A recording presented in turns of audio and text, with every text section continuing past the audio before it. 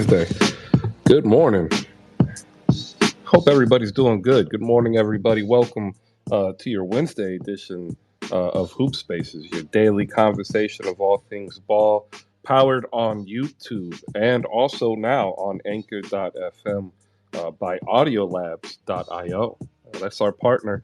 I got to change the makeup in my bio, apparently. However, that's just good news for you because now, if you happen to miss Hoop Spaces, you can hop over to YouTube and catch the full episode. Also, we'll be getting ready to launch the podcast soon, which you'll be a part of. So shout out to you for making any part of your day part of ours. We are appreciative. Last night, Chelsea Gray supremacy. It's here.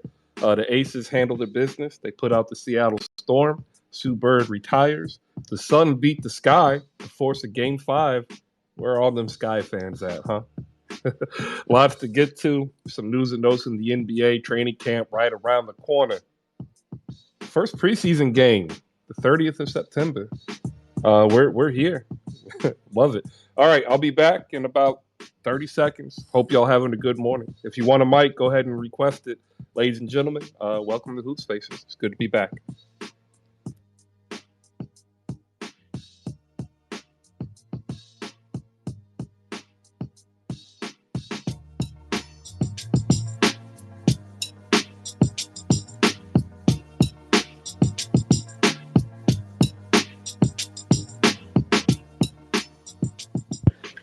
All right. Good morning. Good morning, everybody. Man, what a phenomenal night of basketball last night. Shout out to all of the WNBA fans. Even if you are a casual like myself, you had to walk away last night saying, "Man, that is what basketball is about." And on top of that, we had some great EuroBasket games as well. Ladies and gentlemen, welcome. It's your hump day. It's my Monday, and I'm free. I am no longer required to volunteer at my son's school until the springtime. Let me tell you, my son is an extremely gifted child. He's only 9. Gifts can go away, but he goes to a school with other gifted children, and every parent is different. So let me tell you, the kids don't like your boy. I'm a disciplinarian apparently. So shout out to all you teachers. You are much respected. You are much needed, and you are much appreciated. Because I'm not doing that full time. I did it for 1 year. That was good enough for me. My hat's off to you. If you know a teacher, please go ahead and give them a round of applause.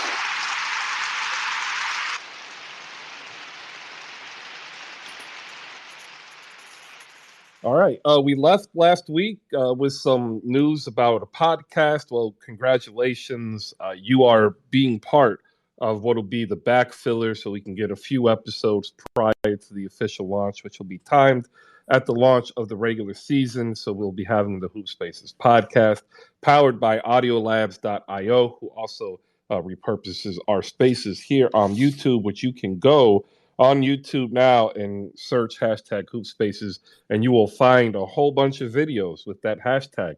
Like 99% of them are from Gifted Blade.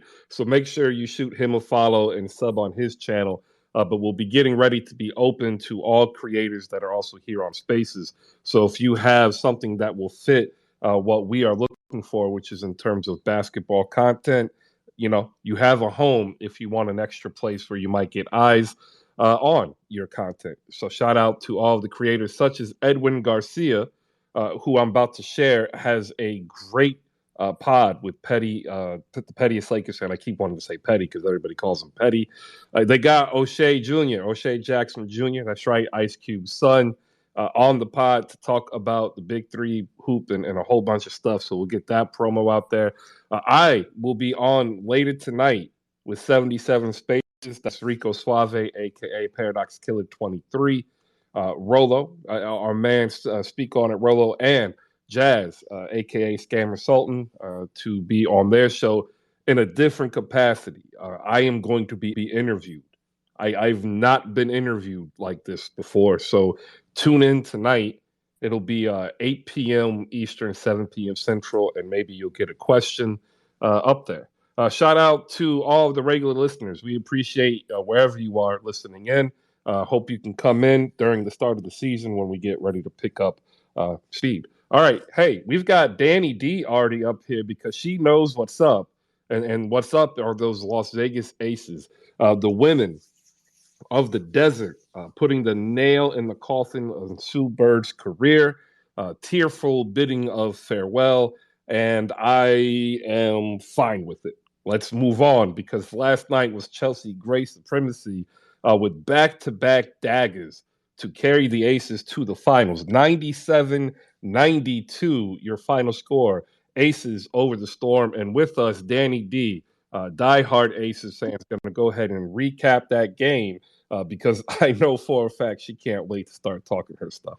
Danny, good morning. Happy to see you. Hope you're doing well. Good morning, Chris. Thank you for being a good parent and volunteering at your child's school. That's what more parents need to do. My most of my cousins are teachers or principals. My side of the family, they trying to talk me into being a teacher. Right, that's a shortage. I'm like, I don't know about that. But anyway, it's either here or there. And congratulations to your 76ers for Uh, Montrezl Harrell. I'm not being a teacher. Like I did 1 year. I also subbed. I'm good. That bug is gone. And thanks. I appreciate the pickup of Montrez Harrell, who was facing a felony charge, but last week made a plea agreement. He's now a misdemeanor, and he's now a Sixer. Yeah, yes. Go ahead, Danny. I'm sorry. No worries. I feel good today. I called the win. I said, don't be surprised if we sweep them. I guess you call it a lady sweep. I guess you call it. We sent old Sue Bird home. She could watch Megan play soccer, and be the good wife to her. Chelsea Gray, thank you, Derek Fisher. God bless you every day for what you've done for my aces. Yeah, Asia, she's gonna be tired. She still did a double double. Um, Kelsey Plum played in control. I felt good about the first half. I was sitting there like, oh, we only down by what, three? Oh, this is money in the bank. My mama said, we good. I said, I know, mama, we good. It was just such a good game. Man, I was in here screaming. My dog's looking at me like I was crazy. My husband just sat there and said, I understand. He said, I know. Sunday I'm gonna be screaming too when football come back on. That's how he sounds in my head, y'all. But he hates when I say that. But hey, Super, she gave 20 years good life. Stewie coming to the New York Liberty. It's gonna be New York Liberty supremacy next year.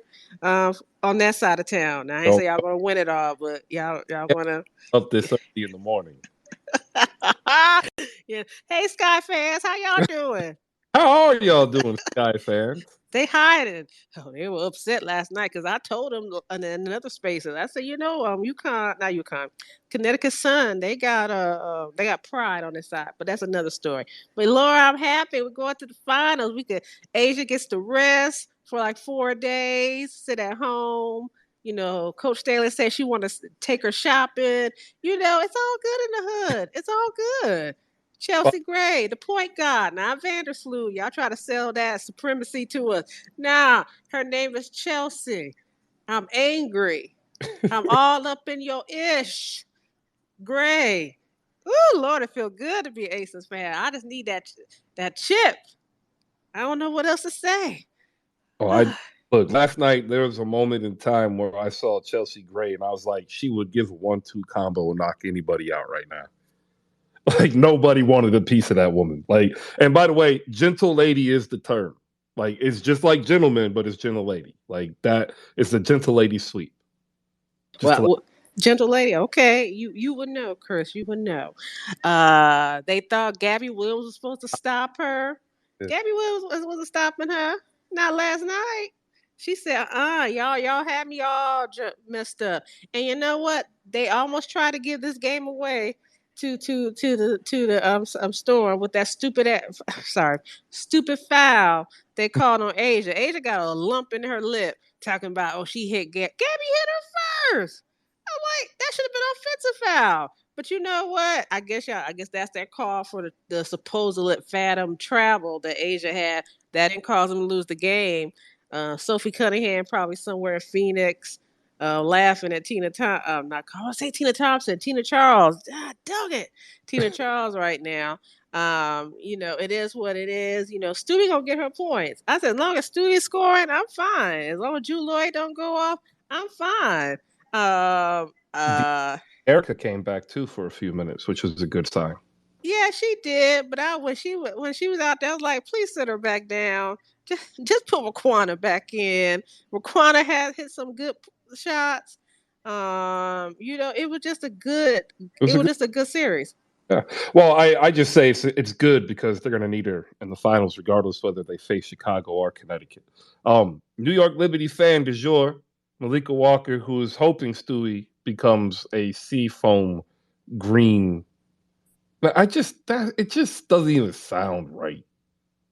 Anyway, she hopes she becomes a member of the Liberty. 42.7 boards, 2 assists, a steal, and 3 blocks.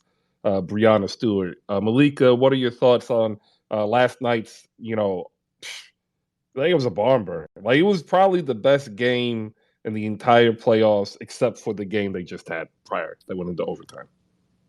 Well, I personally was hoping the series would go to five because I thought this series was fire to me. Like every game, I understand it's great that the Aces closed them out, but I selfishly wanted another game.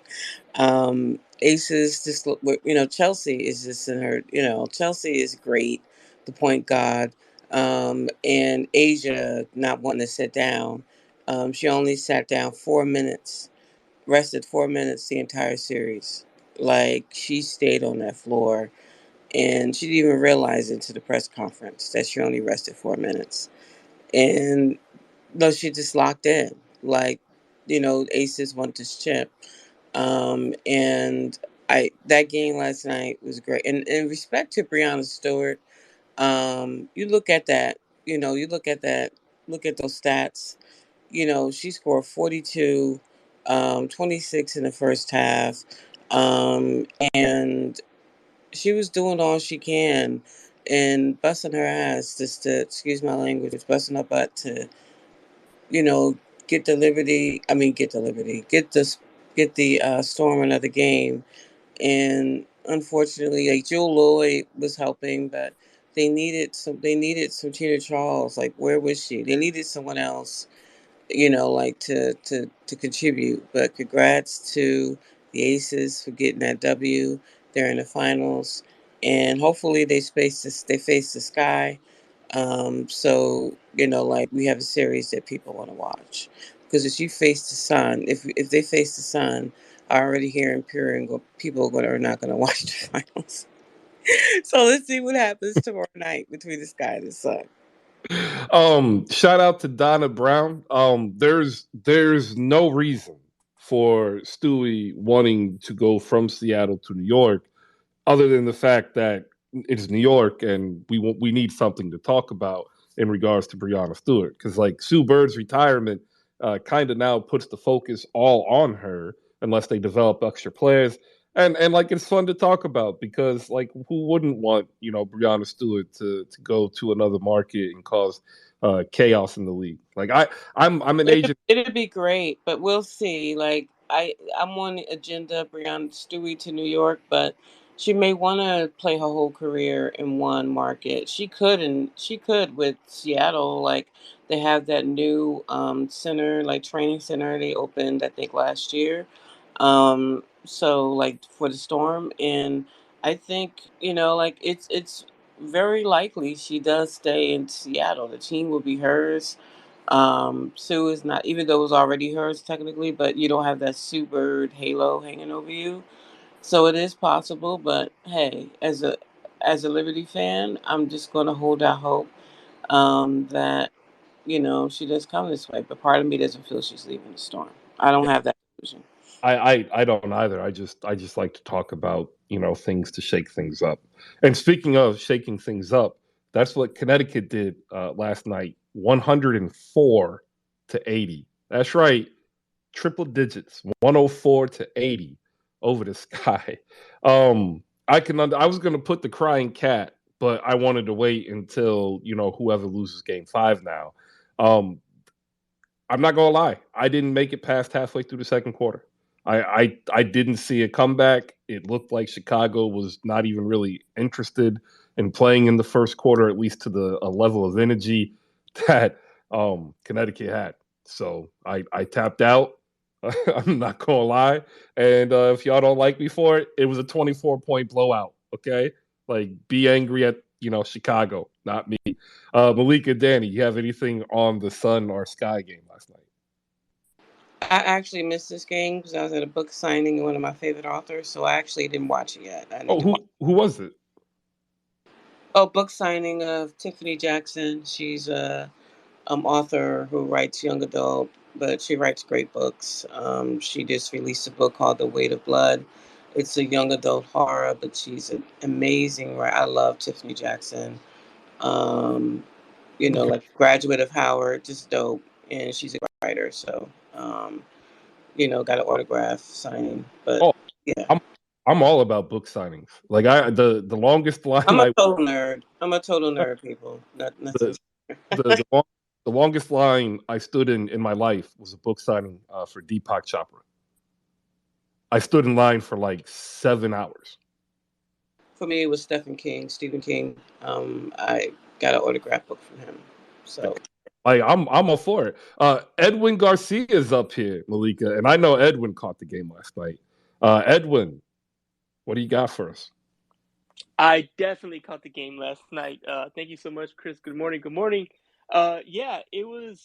I was surprised. I didn't believe in the Sun anymore.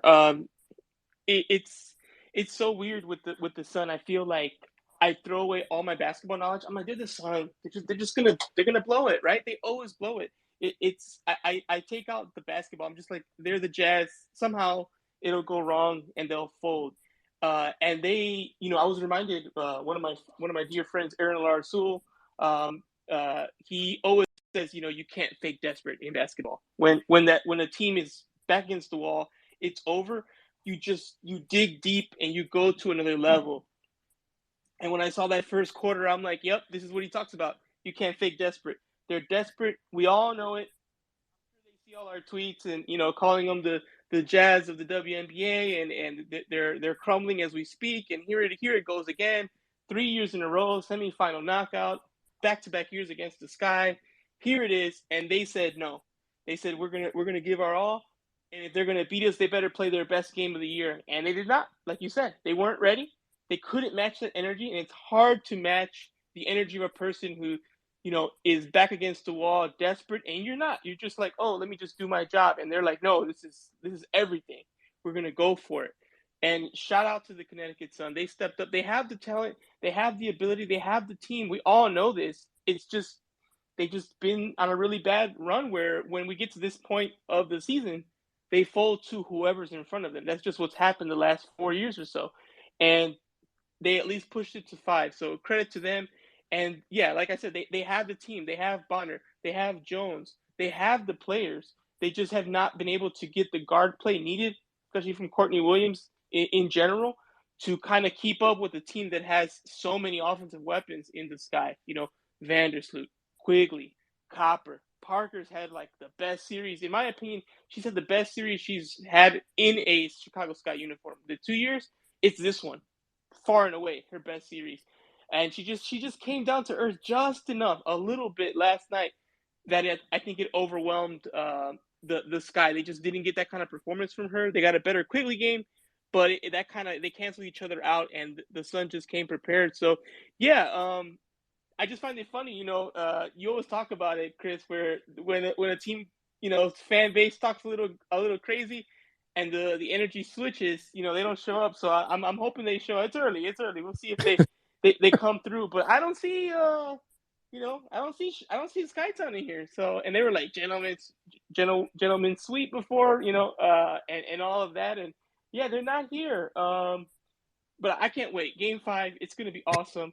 I think I would pick the Sky to win just because, again, I'm still going with, hey, that's what's gonna go. But It would be funny if the Sun win because nobody wants to watch the Sun versus Aces, including myself. I'd rather watch Sky versus Aces at the highest level. We've only got that series once a couple years ago before Parker joined. We got that iconic Hamby Heath where the Aces advanced, and we want it. We all want it. 1 versus 2. There's a little bit of a rivalry going on. We want to see it at the highest level. So it would just be funny if the Sun ruin it and they go to the finals. But we'll have to wait and see. All right. Look, it like I said, I tapped out, and you know what? It wasn't even halfway through the second quarter. I'm not gonna lie. I tapped out. It was like 2.5 minutes in. um, Sometimes you just know, right? Like you just it's in the air. Shout out to those who just joined in. Welcome. It's your Hump Day HoopSpaces talking the deciding game, Aces over the Storm. If you just missed it and you still have a take, you can come on up and talk about that. We moved on to the Connecticut Sun versus Chicago Sky, 104-80, your final. Shout out to Zeke Spoon, ladies and gentlemen. This is a guy who just grinds on Twitter to help produce content and connect people in the sports community. So if you just want to, tap in, grow with him a little bit organically, just go ahead and shoot him a follow. He also had a great space with Wager Wire where they actually talked to Brett Favre. So if you're into the NFL, make sure you definitely tap in because they'll get a couple of other interviews while the season goes on. The Daniel Artest Pod, that's DA. He's in the building, 9450 women's basketball. Rico Suave, Connor, TJ Kiesel. Shout out to a couple of new people also who've popped in, and then some people who are actually pretty dope who talk women's sports who might want to come up here. The numbers guys in the building, aka 808s, because some dude called him 809. And then shout out to Alexis Hamilton also in the building. All right. Edwin broke down, from a objective point of view. And he said those people aren't, here. Now they're here. I want to ask a question before we get to who wins game 5. The question that I have, which is pretty simple: can Connecticut actually continue this? You made a point, Edwin, that you cannot prepare for desperation. You cannot match initial desperation when a team knows its back's against the wall and it comes out 110%. But they can also burn themselves out prior to the game 5. Is there any concern here, ladies and gentlemen, when we saw such a dominant performance that maybe they expended all of their energy and then come game 5 is going to be a major letdown because Chicago might just want to win at home after that at the opening first quarter? They kind of packed it in.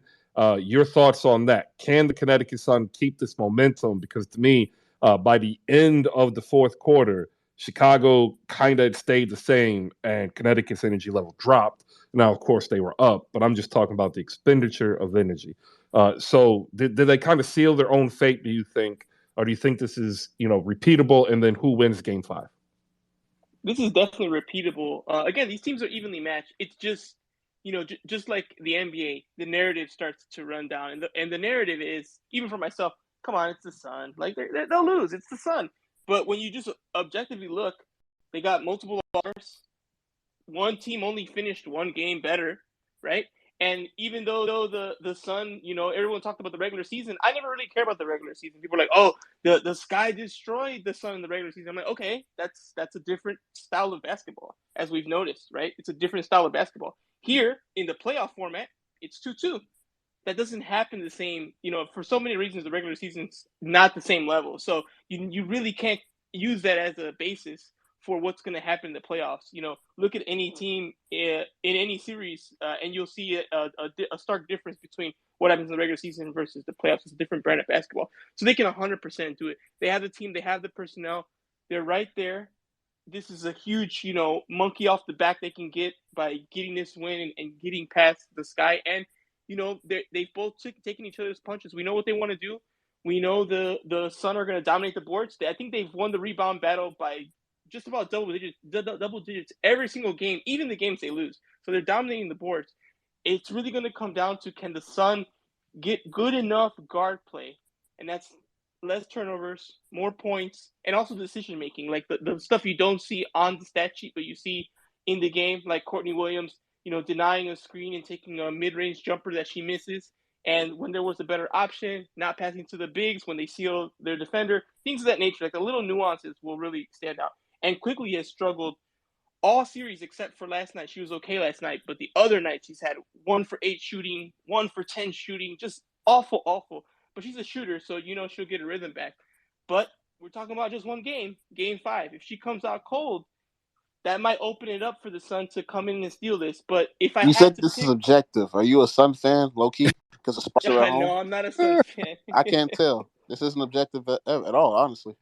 I'm about to do that camera. You mad? You No, not at all. I'm mad? just saying, like, Connecticut, if that game was really that serious, they would have won in the regular season. They would have won last year, and they would have not taken this to where it is. Because honestly, they were the better team last year. So, I mean, hey, it is what it is. Sky are the Game better 5 at the team crib. this year, but they're down it's even 2-2 going to game 5. So we're gonna see what happens. If I had to It's pick, just kind of funny that every time Connecticut wins, John Cole Jones doesn't score more than 10 points. So maybe they're better without her. I'm sure some people who don't know what they're talking about would think that. Yep.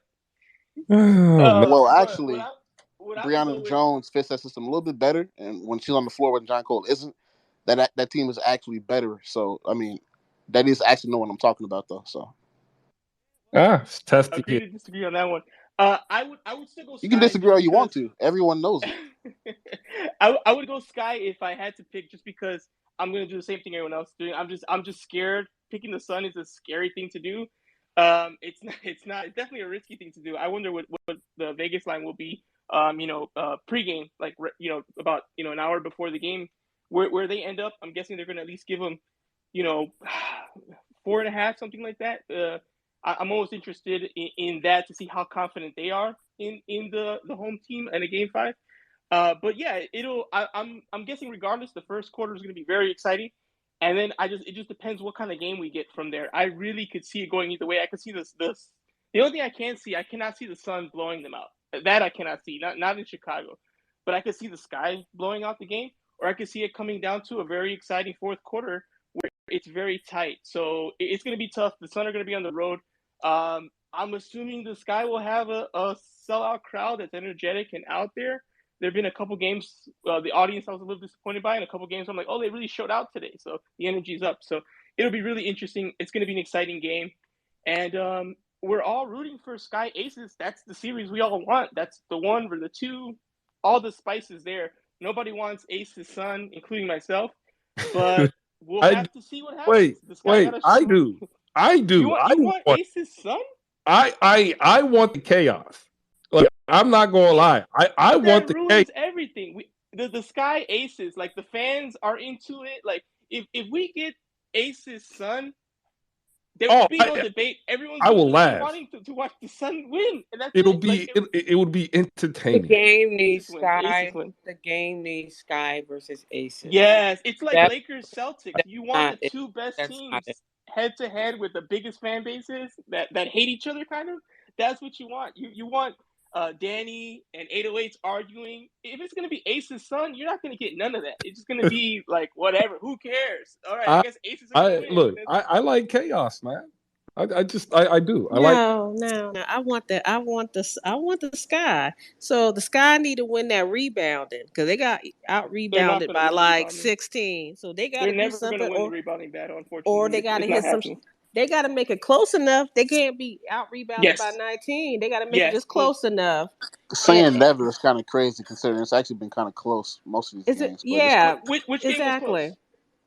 Well, let me do this before Can we. somebody else please open their mic, please? Anybody, Malika, please. We're gonna get you in a second. I want to make sure Edwin has a chance to promo what he's got with the pettiest Lakers fan, aka Petty. And I'll just say Petty because it's Petty in the post. You got O'Shea Jackson Jr. on, and he's talking Lakers, the Kobe story, and some other stuff. What do you got for us? Oh yeah, we had a fantastic. It's the best pod I've ever done. I've done a lot of, I think a lot of stuff I'm really proud of, but this one right here is just awesome. It was just O'Shea Jackson Jr. He was so funny. He was definitely on his Laker BS, which was hilarious. To hear, and he talked his career basically. Talked about his time working on Swagger, which is a Apple TV exclusive. If you haven't watched it, it's a really great show. Kind of loosely based on Kevin Durant's life and kind of the politics of playing basketball at a high level as a young kid. So it was really interesting. I think it was handled really, really well. He talks a lot of Star Wars because he was in the Obi-Wan show, and that was fantastic. And he told a really great Kobe story of his only phone call conversation with Kobe prior to his death, of course. And it was really touching. I wasn't expecting him to go that deep into it, but he totally did. So yeah, it's a great episode. It comes out today, I believe, at 1 PT. So check for it tomorrow for sure. It'll be up on Spotify, YouTube, all that stuff. So it's really fun. We'll make sure to put the timestamps in case you're just interested in the movie stuff. That's the front end. The Lakers stuff's in the back end. But it was a great one. And again, I gotta hear about which game the Sky had it close on rebounds because I'm looking, I don't see it. Also, Edwin, you will be You said co-host. every game was double digits, and every Before, game was not double digits. So before yeah, we Edwin, Actually, it you will wasn't be close. Not co-hosting double tonight. digits. It you wasn't said close. double digits, my man. It's recorded. You can go back and check. Okay, I'm gonna check. Let Malika get her point, y'all. It's about Edwin, time. Edwin will be co-hosting tonight when we talk about the Tim Donaghy doc on Netflix.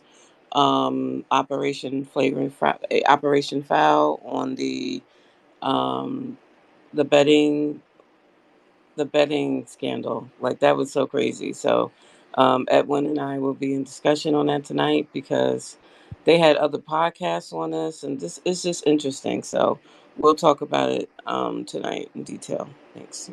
All right, want to give some shout outs down below. We've got another writer that you should probably follow. That's Jasmine. You can follow her at Harper XX Writes, covering the Dallas Wings. Make sure you shoot her a follow. The pickup card game is in the building. Another Liberty fan who will go into the WNBA offseason pining for Breonna Stewart to relocate across the country. And you can find out what it's all about by actually Googling pickup card game, and you'll actually probably see a whole bunch of videos and pictures from the barnstorming tour that they did during the summer, promoting one of the best, newest iterations of basketball passion, which is a simple trading card game. It represents everybody: men, women, disabled, children, and you can really get a game in about 2-3 minutes. A full game takes about a half hour. Make sure you head over to slamgoods.com to pick up a copy. And I think there's just only a few first editions left. So if you actually haven't picked up a first edition, now's the perfect time. All right, up on stage, we have Edwin Garcia, Malika Walker, and Danny D, as well as that numbers guy who had to change his name because apparently somebody couldn't remember 808s, but they could remember it was 80 something by putting 809. I thought that was pretty funny. What do you got from last night's games, man? Thank you, Chris. I appreciate it from somebody that actually watches every single game and actually knows what they're talking about. I appreciate that. Um, I said last night in a piece that I put out that if the game wasn't going to be close, or if Allie wasn't given what needed to be given, Dana Evans was going to play and play the most minutes she's played this entire playoffs, and that was exactly what happened. She played 10 minutes, almost played more, but I really do think that after go 1 for 11, like in the last game or game before last from Allie, um, we need more Dana minutes. It's really just that simple. Like, I don't know what else has to be said, what else has to be done. I did the right Jameson a letter, send a parrot. I don't know. I really don't know. There was a lack of adjustments on both sides, but mostly from the defending champion head coach. My bad. I was trying to hit the accept button, and then they put their hand down. Like I was trying to get them. My bad.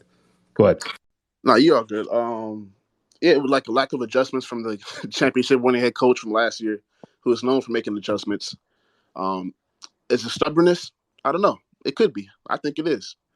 You That want was to my ride with the, question to you. That was gonna be my question to you last night, and I totally forgot to ask that. Do you think he's just being stubborn? It's stubborn as hell. Like, I get the whole you ride with who got you here, but at the same time, though, I mean, would y'all be 500 or better if Dana didn't play the way she played in the beginning of the season? I don't think so, because Kyle wasn't there. So, like, it's just facts, in my opinion. I don't understand why it's going the way that it has. Azure has kind of been neutralized in this series, which really opens up the offense. And I don't know. She hasn't played well since the Liberty series. I think she averaged like 14 points with 60% from the field. And I want to believe it's like around 9 now. But um, I'm expecting a big win at the crib. I don't really subscribe to the whole they wanted to win at home. They could have won in Connecticut. They could have closed it out. They could have had some extra days of rest, but they didn't. They didn't. They didn't finish their food. It's really that simple. But Game 5 back at Wintrust on Thursday. I'll be there, and the Sky will win. But I know what I'm talking about. All right, so that's the question for everybody down below. The poll is up there. If you haven't voted yet, do us the favor, vote and retweet. Who wins Game 5, Sky or Sun? It's going to be in Chicago, and that crowd is going to be raucous. And I too think the Sky will win, but I so want the Sun to win. Quick question for the panel up here. If you want to come on up, go ahead and raise your hand. And we glanced over it. Sue Bird retiring. Anything that you want to add in here for the entirety of her career, collegiate, amateur, and professional? Absolutely nothing. All right, go ahead, Edwin. Yeah, I obviously, do. I mean, I as think a one, yeah, two. yeah, no problem. Yeah, as the 808s mentioned, he's not alone. A lot of people don't want to give Sue her flowers, and I understand she gets a lot of attention for reasons beyond just being a great player. But she was a great player. She had a super long career. It's really hard to top that resume. There are a few players who do, but it's an incredible resume. So yeah, I thought it was, you know, it was weird in the mix of it, watching you like, oh, Chelsea Gray's amazing, and this is great. Like the aces are closing them out, and then be like, oh yeah, Super's kind of done due to this. So it wasn't the storybook ending she wanted or Storm fans wanted, but it was the ending. And yeah, it's definitely something to note from last night's games that congrats on the career. It was a long one. It was a legendary one, and we move forward. So definitely just want to take a moment to say that, and yeah, excited for whatever final matchup we get here. All right, Malika, go ahead. Yeah, last night, Sue Bird played her final game. I mean, she was a winner on pretty much every level. Come from high school all the way up through the WNBA as well as overseas. She actually won 5 championships overseas, and she was a member of every anniversary team the WNBA ever announced. 4-time champion. Just a great. She's one of my player I really like, and really always pretty much liked. She did have waning last 5 years. She wasn't playing up to the level she was earlier in her career, and I will say this, maybe could have retired a few years ago, but she was a great player. Yes, she came from UConn, but she was also the face of the league along with Diana Taurasi for years, and yeah, it was time for her to it's time for her to ride in the sunset and go. And now Diana Taurasi, we'll see if next year is her last year.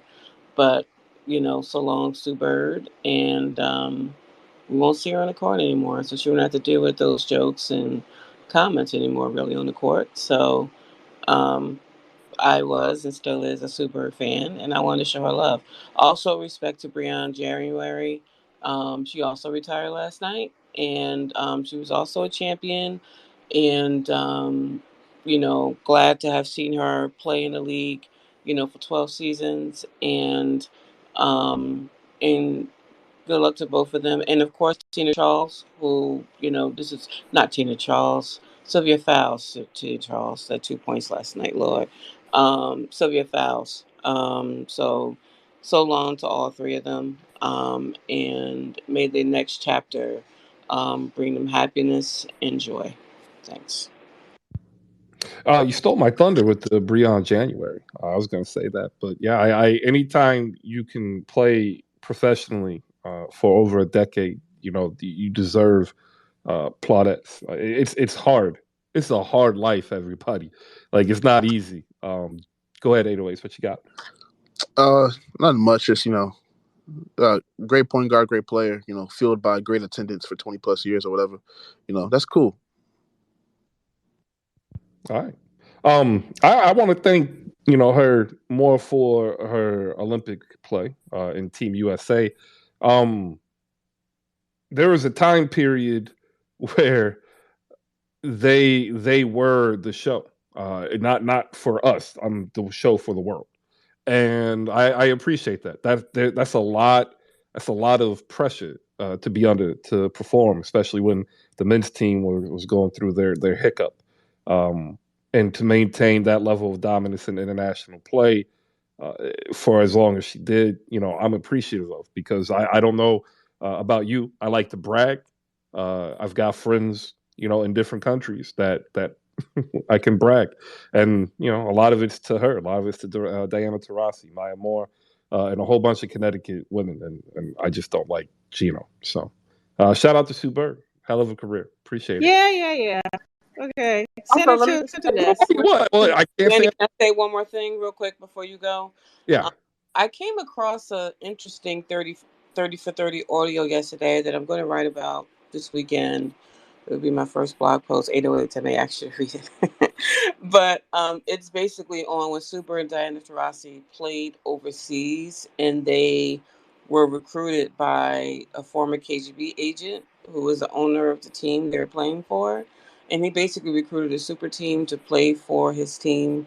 So I'm going to write about that blog post, and they were treated there, and then how they were treated here, and that dichotomy, and really what happened there is interesting. It's not really talked about today, but that was an interesting chapter that I thought it was interesting. So if you're sitting around looking for a podcast to listen to, I recommend a lot of the 30 for 30 podcasts. That was a good one that I wasn't expecting to come across. But go ahead, Danny. I'm sorry. Since it was related to Super. Sorry. No, I was just going to say, yeah, great career, beautiful gowns, beautiful basketball play. Yeah. She okay. She Uh, should have retired 2 years ago. She didn't have the legs. She only gave them 8 points. Yep. Yeah, Yep. it kill, is what it is. I kill. mean, yeah. Go ahead, bye. Like I Uh, said, go ahead and do your commercials. Be a good partner, wife to Megan Rapinoe, because I know they're getting ready to do the soccer World Cup for the women soon. Yeah, just go do that. Yeah, go ahead. I mean, I think she kind of stunts Drew's growth a little bit, and I think that's one of the problems why Drew sometimes shows up and sometimes don't show up. And she had a great series. I appreciate them beating the Washington Mystics. I didn't want to see them, and thank you. Here go your gold plated watch, and get to stepping. throw, Don't let the door not hit you with the good Lord split you and take DT with you. throwing out the gold plated watch, man. Just the hate. 808s. Go ahead, man. What you got? Yeah, real quick. After looking at some stats, I see that the games that Connecticut's won in this series, John Quill has shot 9 for 22, I believe, scoring 12 and 9 points. But the game that she went out crazy, 23 points and 7 rebounds, I believe, 10%, 10 of 17 for the field, they lost. So they do play better when Brianna Jones is in the lineup and John Quill is on the bench sulking. So, yeah. This is coming from someone that's actually watched the games or been at the games and seen, like, eye level. So, yeah. There But you go. if they play together now, if they play together like they did yesterday, that's going to be. I want it to be just a knockdown, drag out game 5. That's what I want. I don't want no blowout. I just want a good old 10 point, 5 point game. That's what I want. I want that to be that. Um, I said they were going to win yesterday. I didn't know they were going to blow them out with the 24-piece wings. To be the hit history, one of 3 teams that blows out somebody like that. But I don't know what happened. They just came out flat like 4 tires. I was just shocked. I expected better. I hope James wakes up and stop being stubborn and utilize his bench a little bit more. Since they have the deepest bench in the league, I kept on hearing he's only playing really 7, 8 the deep. That's as far as he going. But hey, Is this not the playoffs? Like, it is but no, the playoffs, right? They do get stuck in their rotations in the playoff. They don't always use their full the, bench. the But the biggest eh, problem I have is that the Connecticut coaching staff still haven't really figured out a way to consistently play both John Quell and Brianna together. I mean, they're better. Like I said earlier, they don't know who they want to play with, AT or Brianna, or AT and John Quell, AT and John Quell and DeWan on the same floor. It's not working. Like anybody with two eyes can see that. Yeah, it's a coaching thing for me. Like a lot of people thought that, believe it or not, I'm sorry, I said Dennis Rodman. Um, David Robinson and Tim Duncan weren't going to work together. That they would be too slow in transition defense. They'd be too slow in covering and help. They wouldn't be able to have the dynamic offense. And yet, Greg Popovich managed to figure it out.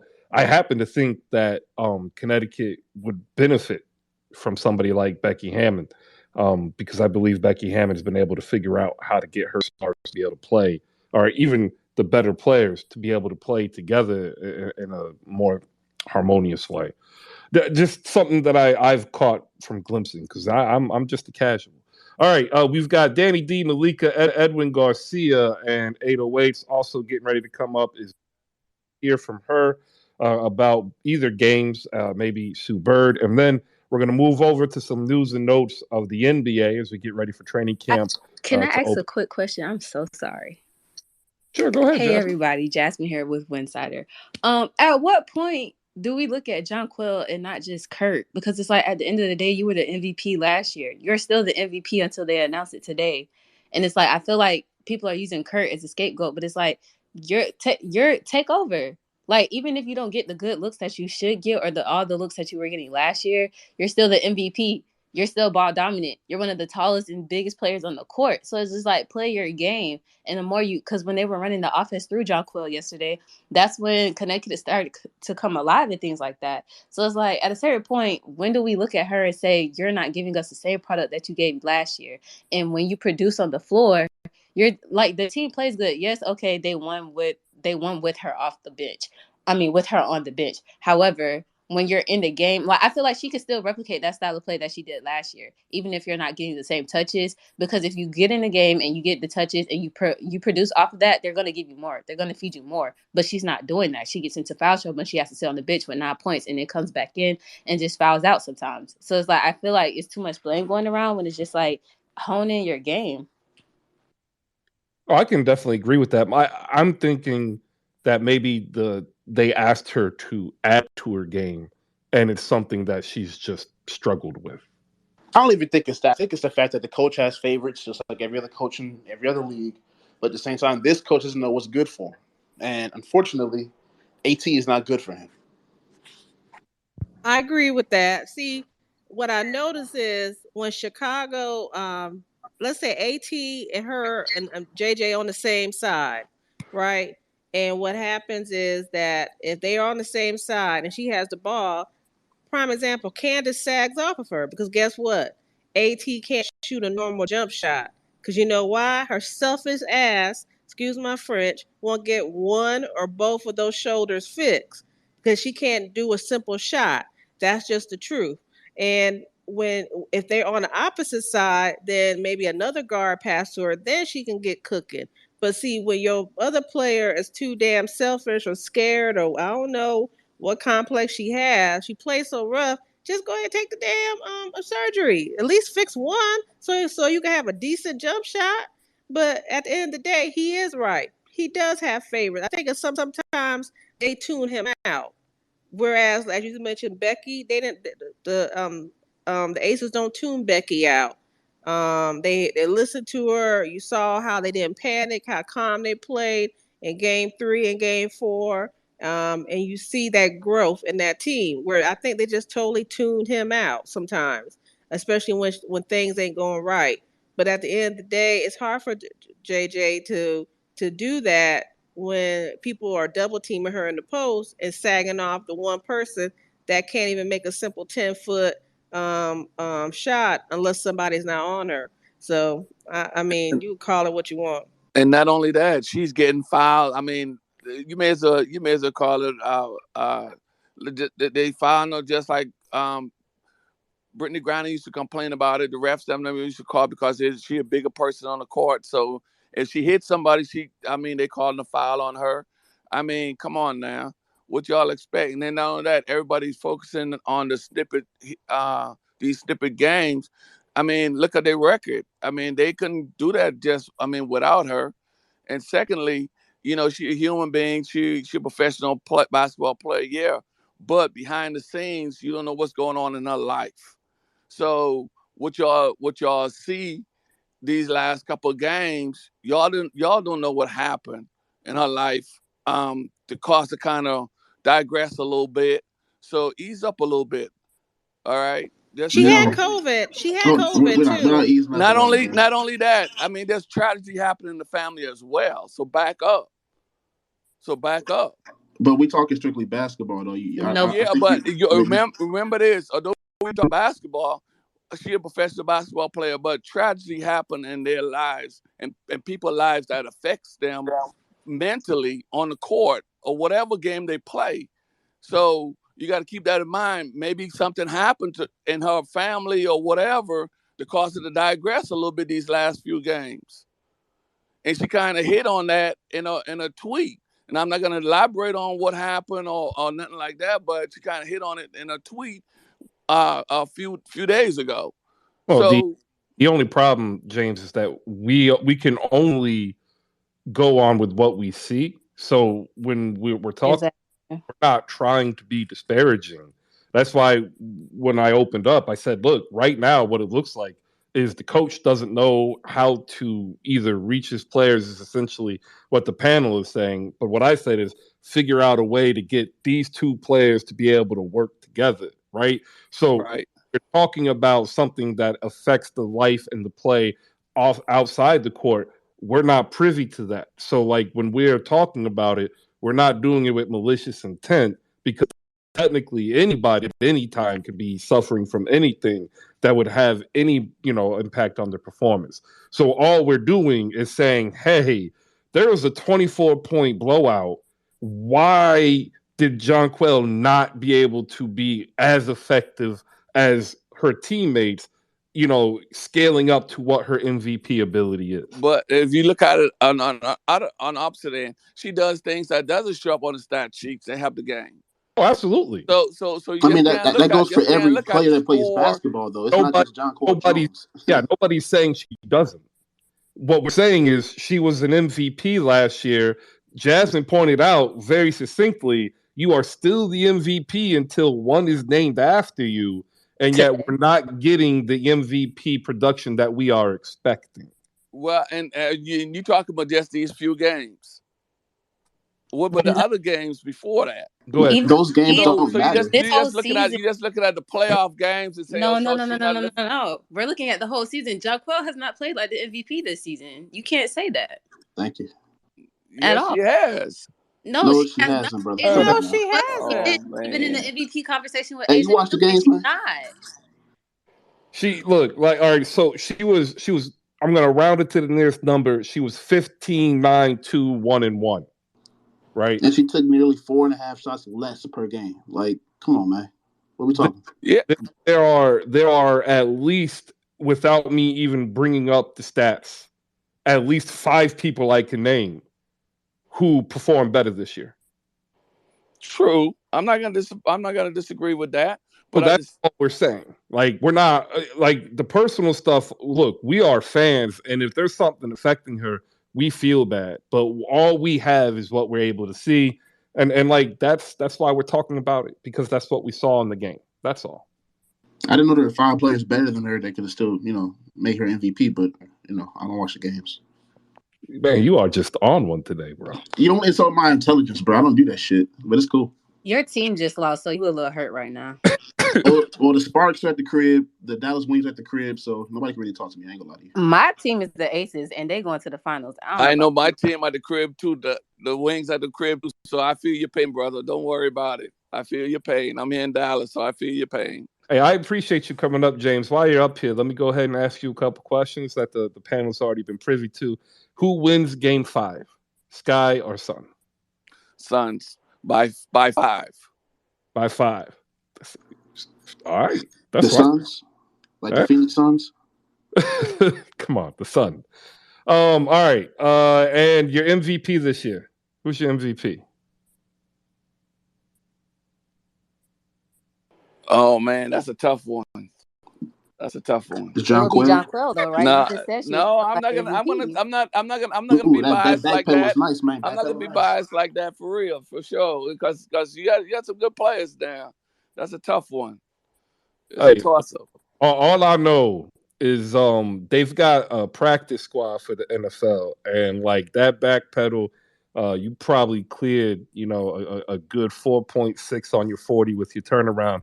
Maybe loosen up them hips, and we can get you on that practice squad, James. That's a good one. No, but see, the thing is, I'm a if you're basketball like y'all know basketball just like everybody else. And if I say Janko, and I know that's not, and all the other good players out there, that's me being just biased, and I'm not gonna be biased like that. So You I'm can't. just, I mean, when you look at the stats and you look at game of play and all that stuff. I mean, I'm not going to be biased to say John Queller is MVP, and you got other good players out there. There's more to see. It's When okay. you come to the MVP, it kind of diluted a little bit because people just go by name recognition mostly, and you got to look at the whole thing. Yo, Hold my Elias, beer. please, Hold my Elias, beer. save me, bro. Save Hold me, my please. beer. Okay, hold my beer. It better be You don't even Asia drink beer. MVP. I do drink beer. I do actually. I drink tequila. I drink vodka. Do I not, drink it not, all. not Okay. tell Go it on ahead, Dana. yourself. Go Stop ahead. telling on yourself. Hey. I'm just letting you know. You give it to me, I drink it. It's Asia Wilson. And Kathy, she better do what she's supposed to do.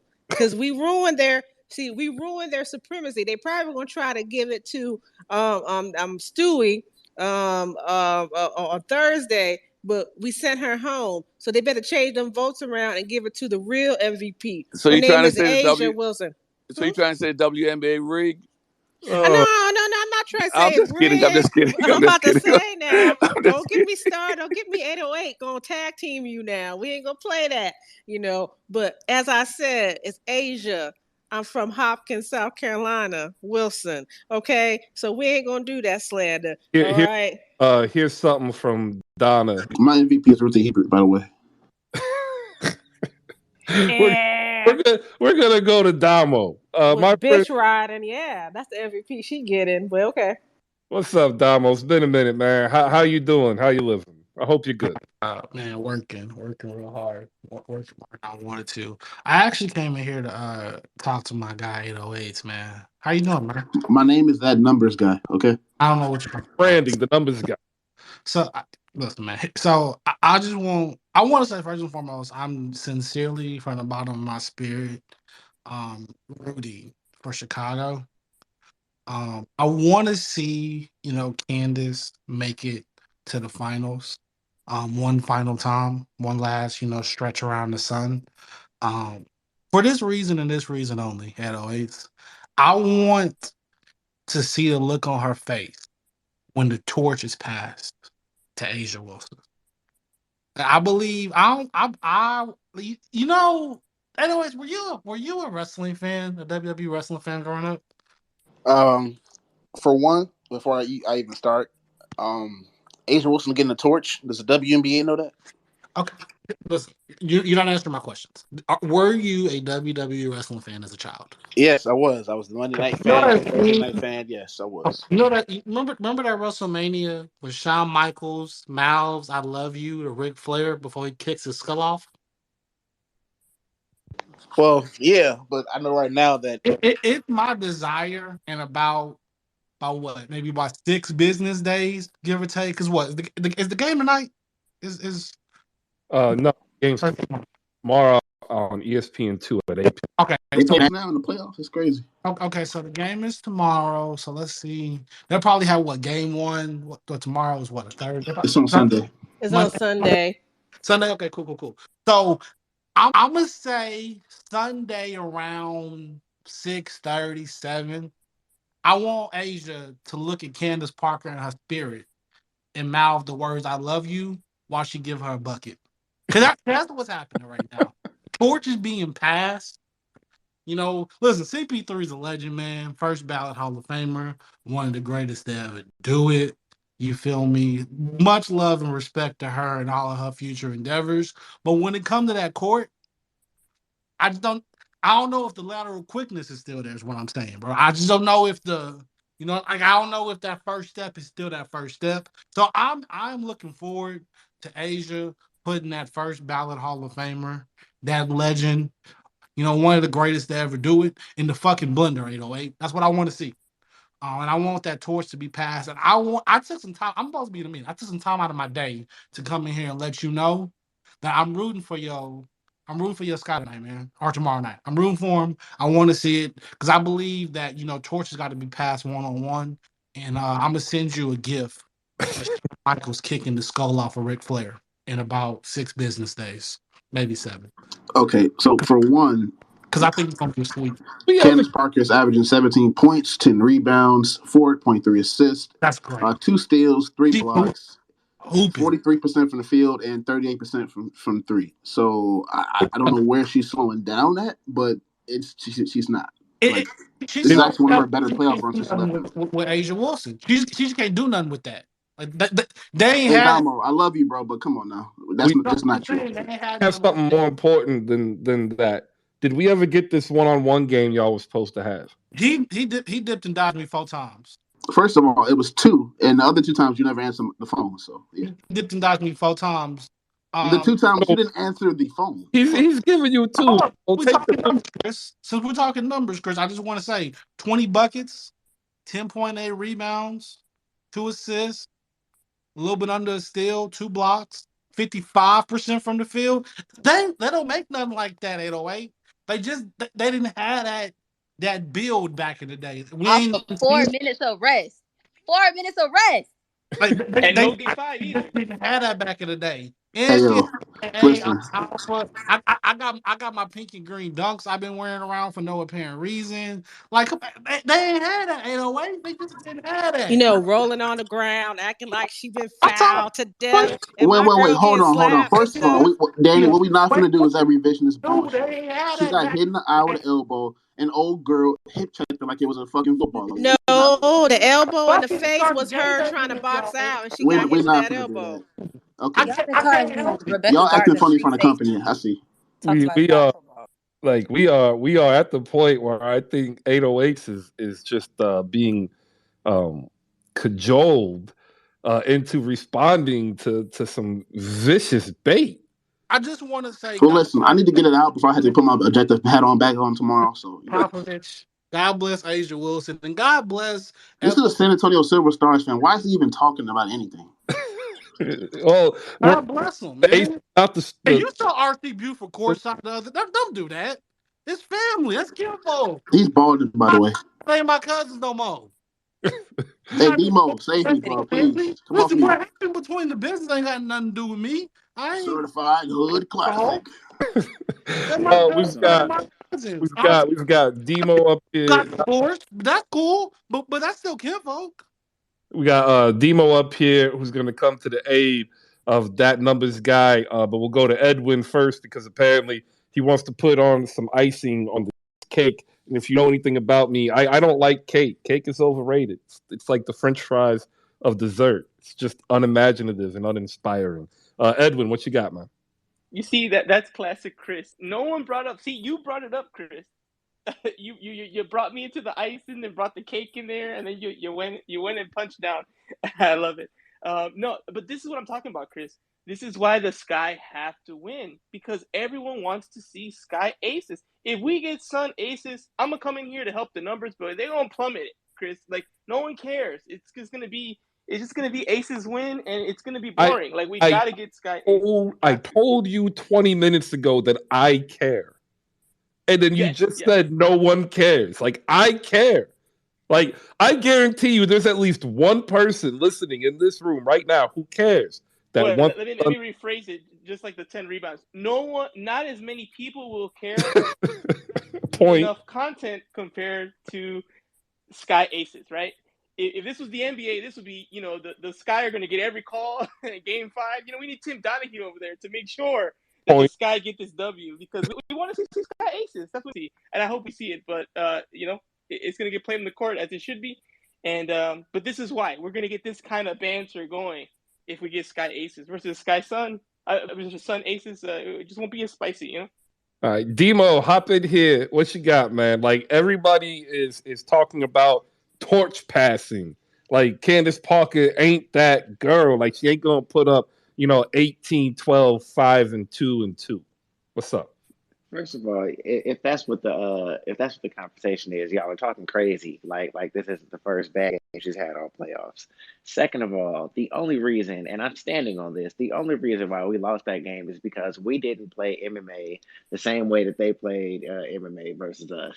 When we came out of halftime, everyone should have took turns accidentally elbowing AT in different parts of her body until they got the message that wasn't okay. Like I mean, the shit they were doing were not basketball related plays. They only called an offensive one of them, and it was a play to the face. We've had multiple plays to the face that were not reviewed for flagrant fouls. So once we realized that's what type of time they was on, we should have played county ball with them. I'm just be honest with you. We're more skilled than they are, but if they gonna beat us up, we gonna get beat up. I don't think we're gonna get beat up at home, and I don't think Candace Parker is gonna go out in an elimination game to an L. I just don't see that happening. That being said, Connecticut think they own something, and they think they're gonna rough us up at home. So we gotta do something about that. Look at that. You got some backup 808s. I'm sorry. That number. Listen, I sent the invitation to Ilya down there. He has an excuse of boarding a plane. Wow. Okay. Boarding a plane is not an excuse. It's an excuse in my book. So my Chicago brethren had to come and save me. Good parachute. Wait, I just want to know what Candace gonna do when Asia face her up. Wait, hold on. First of all, Damo, we're not finna keep doing this. The best defenders of Asia Wilson this season are not on Chicago, brother. All right, now it called me out. Stevens, Candace Parker. So I had to Those are three of the best. Oh, wait, we here? Okay, what's good? I'm I thought you would follow Ilya. No joke. In the Phoenix airport right now. Man, Phoenix Airport in New York. So he ain't. But I just want to hop in and say, real quick, no, and I'm out. I'm just gonna. How can Asia get the torch passed to her if she's not the one closing her own games? And I just want to put that out there. I'm not saying she's not the one to get the torch passed to her because her and Stewie, they're as good as it gets. But at the end of the day, Chelsea Gray is closing those games for that team, and that means something to me. When you need a bucket, who are you going to? You going to Asia or you going to Chelsea? Going to Chelsea. Pick your poison. He came up and mic dropped saying, "I'm boarding a plane. I'm in Phoenix. Here, take this." Good job. I hope your flight I can love my cancel. WNBA community. I love my WNBA, and I love Asia. I just want to put that out there. Chris, you gotta give him the ding. He's gotta give him the ding. I'm sorry. I'm aghast. I'm taken aback. You didn't give me a ding when I told you You that ain't they were gonna deserved get Lady Swift. Oh, you need to stop being all cankerous and stuff. Y'all It's need to be cantankerous, whatever. You might need a enema. Okay, so at the end of I the need some medicine. well, you probably right where the good Lord will split you. That's where you need it right at. But hey, y'all ain't got no Rough Riders on y'all team. If y'all was smart, you would hit AT in the shoulders a couple of times and make him fall on the floor. But y'all too finesse. You got the Vanderquicks with the wannabe point guard. The real point guard is over there in Vegas. The point guard. Y'all trying to up here with the King James white. With the white sorcerer over here, Vandersloot. I don't know where she was. Talking about Mieserman going stop. Wilson. Wait. First of all, what we're not going to do is just lie. The best defenders that defended Asia Wilson are on Chicago, and that's been the case. And you know what? She ready. She ready. She is she what? though? She like knows Elias she said, is. Don't do that. Don't do that, 808. Don't do that. I'm just saying. It's Chelsea Gray might be the MVP. All right, and that's fine. That's what we want. We want her to be the Finals MVP. That's fine. But she's not the regular. Hey, listen, when Emma Meesman put Asia in the headlock, I ain't trying to hear shit. Emma Meesman. Yeah, I'm a pause it there for a commercial break. This show is brought to you by nobody because we don't have a sponsor, which is weird, right? Like literally, this is why this is weird. I'm not gonna put I'm not even gonna. I almost said something that would have done something bad. There's a person that works for a brand looking for something like this, and they had no idea Spaces existed. Not this person. This person's in Spaces, but the brand this person works for. And it's like, how do you not know? Like, anyway, that's your commercial break. Up on stage, we've got that numbers guy, Damo. We have Malika Walker, Edwin Garcia, Demo, Jasmine, Danny D, James, and Ilya. And I'm telling you, we got a great W conversation. We're going to keep it going. Edwin, your hand is up. I have no idea what you're going to say. Go ahead. Well, great point about the Chelsea Gray. You know, she's closing them out, but that's what you want in the playoffs. You need. I've said it a billion times. It comes down to great guard play. Who was the Finals MVP last year? It wasn't Parker. It was Copper. That's what you want. You want the ball in the hands of your guard because it's pretty much impossible to not have them have the ball in their hands and they can control decisions, decide what to do. Right. So that's not a. You know, I know we were getting to the bantery stuff, but you know that doesn't stop Asia from being MVP. Just like that's what you want. You want your guard, you know, to have the ball and take us home, close it out, just like Copper did the same thing last year for the Sky. That was who the MVP is. That's the sign of a good team that, you know, has incredible guard play, which is what you need. So you know, yeah, that's the only point I wanted to make. All right. Thank you, Edwin. That was so right. True See, bullshit. that's how you make stuff. It wasn't a Candace, but at the end of the day, you need that closer. Asia holds them up, and Kelsey closes them down. That's what it is. Come on now, let's be right. I said Kelsey, Y'all are Chelsea, all them scandalous this C's. morning. You know, we gonna knock Easterman's hearing aids out. That's what we Hey, gonna wait, hold do. on, We hold gonna, on, we hold on, gonna hold give on, hold her on. that Hopkins, South Carolina sandwich. Chill That's what we Not out. gonna that. give her. The Chill 1-2 out. punch, and we gonna send the vendor salutes on to their That's assault. to Seattle I was together, and almost we with gonna you send there. Candace out on her rocking chair back to California where See, she can see, retire as a see, Sparks. The You guys, know, that's problem, what we like, gonna that's what we're do. not no, gonna no, no, do. no, no, no. We're not even going to go there because there's a game 5, ladies and gentlemen, and the Sun can win game 5. Like, why are we jumping this? Why are you Thank trying you, to get something that ain't even here yet? Right? Like, thank it's you. Black Because the Friday. Sun aren't winning. That's They're one. not And number winning. It's two, going to be and a number Sky two, Ace. number two, number two. Everybody knows that The Aces Chicago's not have going been to lose winning on the their most home court. respectable games. They've been winning the most respectable games of basketball, I think. So I don't want y'all to be talking about they gonna be tearing Emma Mitsman's hearing aids out because that's just not the type of basketball I want to watch. I'm tired of the Suns. I'm tired of seeing this Detroit Pistons 80s basketball. I'm sick of it. I'm sick of it. I want to see some good, clean hood Detroit classics. basketball, yeah. Chris, I thought everyone loved the '80s. Don't people like people watching football No, on the basketball court? That's what I keep seeing no, Half on of this Twitter. room was born after No, the Everyone 80s. loves no. everyone loves physicality and no buckets getting hit. You know. I was born in the Y'all 80s. old as hell. No, the 80s was not a fun time. It Thank was you, a Chris. hard The It '80s was were really not the time. a fun crack time. epidemic. How was it fun? Well, Hey, I'm, hey, all I'm I'm gonna hey, tell you is hey, you hey, can't hey, guard hey, people. That's why hey. you foul them. yeah, Like you fine. I gotta mean, if like you're play not real black, I'm sure it was defense. fun for you, you know? I was born in 75, so it wasn't that bad, sir. Okay? It Thank was you. okay. It was bad. That's because you was a kid. The music was bad. The clothes was bad. The Oh, basketball hush, Chris. was Now bad. stop. The 90s was styles are definitely the hot. best fashion era. We're not going to do this. All Come on. right, It was look, stop. we The have devil's a liar. Get thee behind. we have a new speaker, new to the stage. He's going to fulfill the first time, long time Dibs corner segment. El Tigfa, what's up, man? How you doing? And he bounced out. That's what's up. Ilya, have you got anything you want to add? Because I know you're getting on a plane. Go ahead. Uh, I want to say, let's not forget that after CP3, there's also, I know people don't like to hear it, but it's Stewie right there with Asia for that torch, if we're being honest. Because at the end of the day, they're both doing so much for their squads. But anyway, I don't have time to get into that. I love you.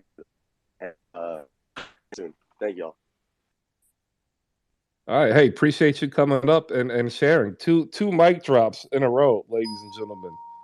Stewie dropped her mic last night. She should have put the team on her back, but she didn't. Chelsea Gray and Ezra Wilson did it themselves. So I don't want to hear nothing about all this. Now, respectfully, I'm not with the snatching Emma Meesman's earpiece out. I'm not with all that. But it's Asia's time. Like if Stewie's time, she would have took over. But it's not. It's Asia's. Respect it. It's okay. And look, I'm fine with that because we share last name, so that's my cousin. At the end of the day, if she get a champ, I get a champ. But I live in Chicago, so I'm cheering for the repeat more than that. That's all. Damo, go ahead. It's safe. I promise. Is it? I promise. It's safe. Oh, my safety ain't on. I know that. You got to give him horns now. At this point, yeah, man, like he's got his hand up too. Oh, it's me. I couldn't hear you. I called name, man. No, I actually, so I have to leave in a second because I have to do my therapy homework. But I wanted to know, was you throwing a shot at me when you said the dude that worked for the brand, or was that somebody else? There was somebody else, man. I would have, if it was you, I would have said your name. That's fair. Okay, last thing I want to say, 808s. It is 8:09 in snack breaks. Please address me as such. Yeah, somebody Christian. Christian. Jasmine, I told you that in confidence. Come on, bro. My bad. I thought everybody knew. Wow, that's crazy. Okay, that's cool. I'm going to give you. I've been thinking about it. I have 3 reasons why.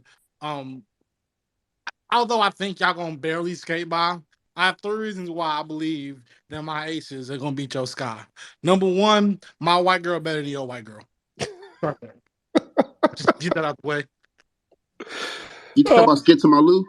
Yeah, Kelsey Plum is my white girl better than your white girl. Let's get that out the way. That starts there. Number 2. Does yours know her role? I don't think she does. Relax. Like I said, my white girl better than your white girl. So let's start there. Let's get that out the way. Number 2, my coach better than your coach. Becky Hammond. Dr. Umar would not like any of this bullshit. Number 2, my coach better than your coach. Number 3. You don't honestly mean that shit, bro. Come on. Number 3 is most important. Candace not quick no more. She ain't got that in her no more. She ain't got that dog in her no more. She done got married, raising a beautiful daughter. Love that for her. Doing TV spots. She low key turning to Draymond. We having a real conversation, right? No, think about it. Stop. About it. Stop. The analysis is definitely better than Draymond's. I'll tell you that. No, think about it. Draymond got married this year. Candace got married this year. Draymond doing TV. Candace doing TV. Difference is. Draymond is doing Candace Parker. Parker was doing it before Draymond. Thank you. And also, Draymond's doing TV because he ain't taking no damn max contract from the Warriors. If we keep it in the buck. Now back to the W. And Candace is doing everything better. Candace got to carry the whole load on the team. She ain't got a little white and mixed kid running around. Okay, see, this is the bullshit I'm talking about. Everybody with this short-term memory loss, like the Sky haven't been one of the most balanced teams all season and before this series. Come on now. All of that's fine, but when Asia catch that ball in that hot post, and she face up, and she look Candace in her spirit, and she blow a little kiss, and tell her how much she always looked up to her, and ask her if they can exchange jerseys after. But then she hit her with a hard swipe through. This is what I would do to you in real life too. One dribble, then spin back and hit that little hook shot. All that rest of that stuff go out the door. Man, I tell you what. What do we have to do to get this one-on-one going? Listen, bro, I'm gonna give him the Reinhardt test to James Harden's head. Watch. I'm glad y'all looking over the Suns, though. I'm glad y'all looking over the Suns. That's perfect. Hey man, fuck the headline's gonna read after Game 5. Parker helps the Suns win the game. The Phoenix Suns or the Connecticut Suns? That's blasphemous. That's not gonna happen. We already tried. Parker tried to do too much. Let me get Joe in here too. Joe hasn't spoken yet. Joe, the historian, Brooklyn Nets fan. Joe, go ahead. What do you got, man? What I wanted to say is that I really disappointed everybody looking over the Suns, since I became a new Suns fan. So I'm really disappointed about that. And I have a bone to pick with Chris because Chris, we really disagree on some of your food takes. And, I love some of the stuff that you don't love. But the other day, you really pissed me off when you said that you think Prince is better than Michael Jackson. That hurt me. That really did hurt me. So I just wanted to comment about that. What? So I'm you hurt from the truth, Joe. Chris said no, it's what? not the truth. That's your opinion. It's not the truth. It is not an opinion. It is an opinion. It is a quantifiable fact. It is no. You have How is no that basis. possible fact? You have no foundation. No, you don't. Okay. Like, Let me ask this question. Can Prince do what Michael Jackson does? No. No. He absolutely cannot. Okay. Absolutely not. Out of 10, how far does he do it? Is he a 7 out of 10? Is he an 8? He's a 6. No. Can Michael Jackson do what Prince does? When Michael Jackson died, they stopped fighting a war. Michael Jackson walked out on stage and everybody passed out. That's not the question. Can Michael Jackson do what Prince does? The answer is no. But Prince can do what Michael Jackson does. That's what it is. That's actually the answer. He did it better. What are you talking about? They're both great artists, depending on how you feel. Jasmine gave a number. She said 6 out of 10. Prince can fulfill 6 out of 10 of what Michael can do. Can Michael do 6 or greater? That's the question. And the answer is no. He did greater. His career speaks to it. All I know is Michael Jackson can't make a joy of repetition. That's all I know. All I know is Prince did more music, more instruments. He did the same type of choreography for other people as well. Hey, it is what it is. You like writing hits at 12. Prince wasn't releasing videos on national TV at 8:00 and everybody was watching. You remember where you were when the bad video came out on TV when all the video was. Well, let me tell you that. Rest of y'all weren't alive, but I was. I remember me and my grandparents watching that together as a family. So no, nobody wasn't doing that. That bad album is one of his greatest albums. So and him releasing videos, Smooth Criminal. You know that stuff is hot. Come on now, don't be disrespectful. The other thing was that Michael Jackson, he made more money in the theaters with Moonwalker than he did with Purple Rain. See, but this is like a problem, right? So let's ask this question, right?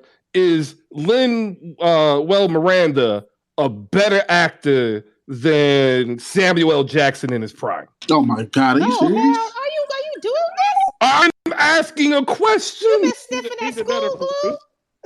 I don't even know who those people are. Say what, Jasmine? Who's the other name you said? Yeah, who the other dude? I don't even know who that is. I didn't hear it. That's the guy who did Hamilton. Dude who did Hamilton. Yeah, Hamilton. The guy who did Hamilton.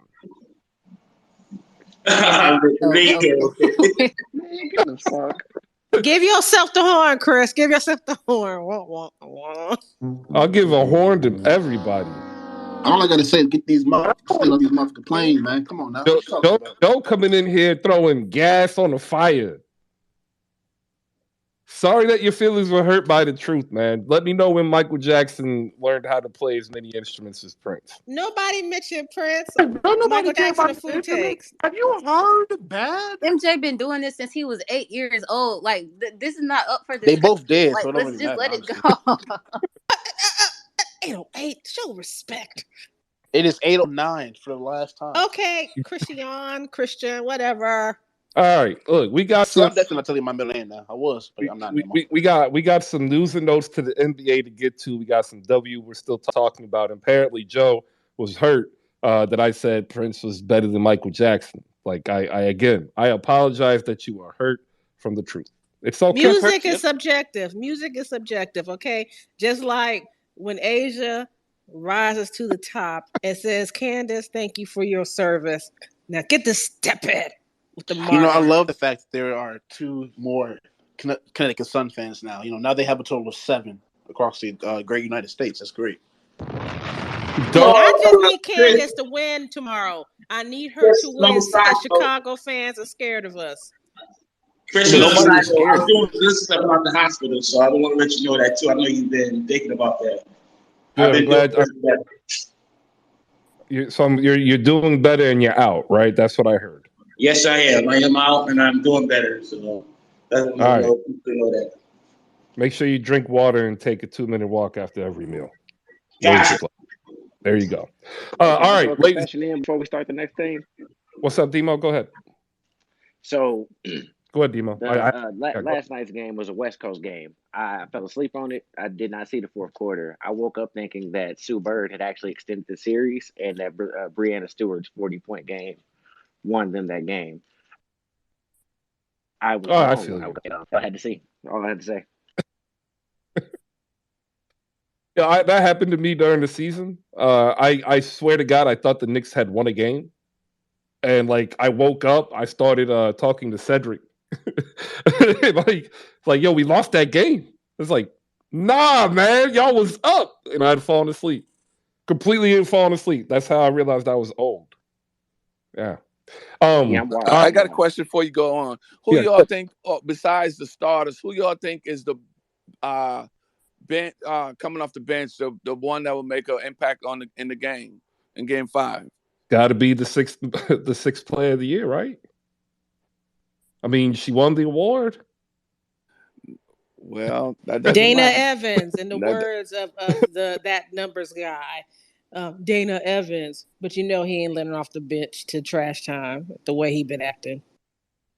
All right. Look, all I know is that there was a player who won sixth player of the year, and that's all I got to say about that. All I know is for Jameson's sake, I have a list of questions about the Dude, community like that they like want me to last ask. night, Courtney Vandersloot had like 6 points unanswered, and then Julie Alabama was subbed into the game. Like, did she pay him for those minutes? Like, I don't understand how that happens. And then Dana Evans comes in, scores the basketball 30 seconds after she gets substituted in the game, and they stop giving her the ball and they start giving it to Ruthie. And then my phone lost service. I don't know if y'all seen the tweet that those couldn't have been the minutes that y'all was begging for. Couldn't have been. Look, disbelief. This isn't the first time, like right? Like Coach Wade's done that before, right? Like it's happened. It's weird, but it happens. Maybe she did pay. It happened in the Seattle game too. Like in the final, I'll say like 2 minutes of the game, they put out Gabby Williams and put in Talbot, which I don't really know why. But if you watch, because I rewatched it this morning, if you watch the last few minutes of the game, Talbot wasn't paying attention to where the ball was, which caused like a lot of turnovers and things like that. So I don't really know what it is about pulling one of your best players after they're like, because Gabby had a bunch of good defensive plays. She was getting back on the attack and doing a whole bunch of things. So I don't really know what that is when coaches decide to do that because it just really like stalls the flow of the game. Like it's there's some type of psychological delusion, right? Like the coaches believe that they can finitely control things, and like they oftentimes trip over their own feet. Chuck Daly had a great saying about it. He said, "We probably would have won 4 championships if I just shut up." Like literally, like coaches do that. Go ahead, Edwin. Get your last word in on the W. We'll go last takes for the W around the horn. Yeah, really excited for Game 5, and I want to hear some more of the NBA news. I'm not even sure what NBA news you're referring to yet, so I'm definitely going to stick around and hear what you got to say. But yeah, Evans she's not getting any time unless it's a blowout. I would be just flabbergasted if she plays 18 minutes and it's not either a blowout win or blowout loss. He's not going to change. Like you said, coaches are so stubborn. Uh, they love the way they set up their minutes and their allocation of the rotation, and they're not going to change that on a Game 5 unless you're desperate. And I don't think the Sky are desperate. I think they feel like they do their job, they'll win. So he's not going to switch it up. You can beg, you can plead, you can pass the jar around. It's not going to happen unless, like I said, blowout win, blowout loss. So it's just, to me, it's just not really worth talking about. It's not going to happen. So, and that's just how coaches are. So they're creatures of habit to a fault, like as you mentioned, Chris, and that's just what's going to happen. Maybe next year, I don't know. But excited for Game 5. Definitely think the Sky have the advantage. They're at home. I think they'll win. I hope they win because then we get Sky aces. But time will tell. All right, James, what's your last take for the W? well, some good coaches know how to eat crow and do what's best for the team. But hey, let's go Suns. We'll see. Everybody passing up on you. Let's go Suns. We'll see what happens. All right, Danny. Uh, I need Candace to be Candace tomorrow. I want them to come to Vegas. And we're just going to be sitting here waiting for Kathy to do the right thing and announce Asia Wilson MVP. If they don't, I will be upset and you will hear about it on Beyonce's internet. Thank you. It's Rihanna's internet, but you're welcome. The devil's a liar. The devil is not a liar. He tells you everything out front. Rihanna ain't releasing no damn music. She's never put together a solid good album. Relax, she got Dick, singles. relax. Come on Like, now. Beyonce. Y'all are I've got just Beyonce. unhappy people. I've got no It problem. No, you're started not with talking. you. It started with you, It sir. really did start with you. You came in You with a Well, listen, what can I energy. say? I am a trendsetter, man. Well, I've okay. You're a got Chicago Sky fan. saying Beyonce's I'm a the, Chicagoan. That's enough. What you mean? but Best city in the world. it's Rihanna's internet. Like it just is. This is I, Beyonce's internet and Rihanna's world. We could just leave it at that. okay. Whatever. It is what it is, and I'm glad my family is back together. And Domo, the numbers guy, the family's back together. Thank you. All right. Jasmine, final take on the W. I would definitely like for Chicago to win back to back, but not at the expense of Asia Wilson and the Aces. So I need them to handle business tomorrow and just go on to the finals and let's just battle it out. Whoever wins, I'll be happy for. But of course, I want Asia and the Aces to win. I hope all your hearts and minds and spirits are clear when the MVP comes out today because it's not changing. Asia won it. We're just gonna have to deal with it. And yeah, love y'all.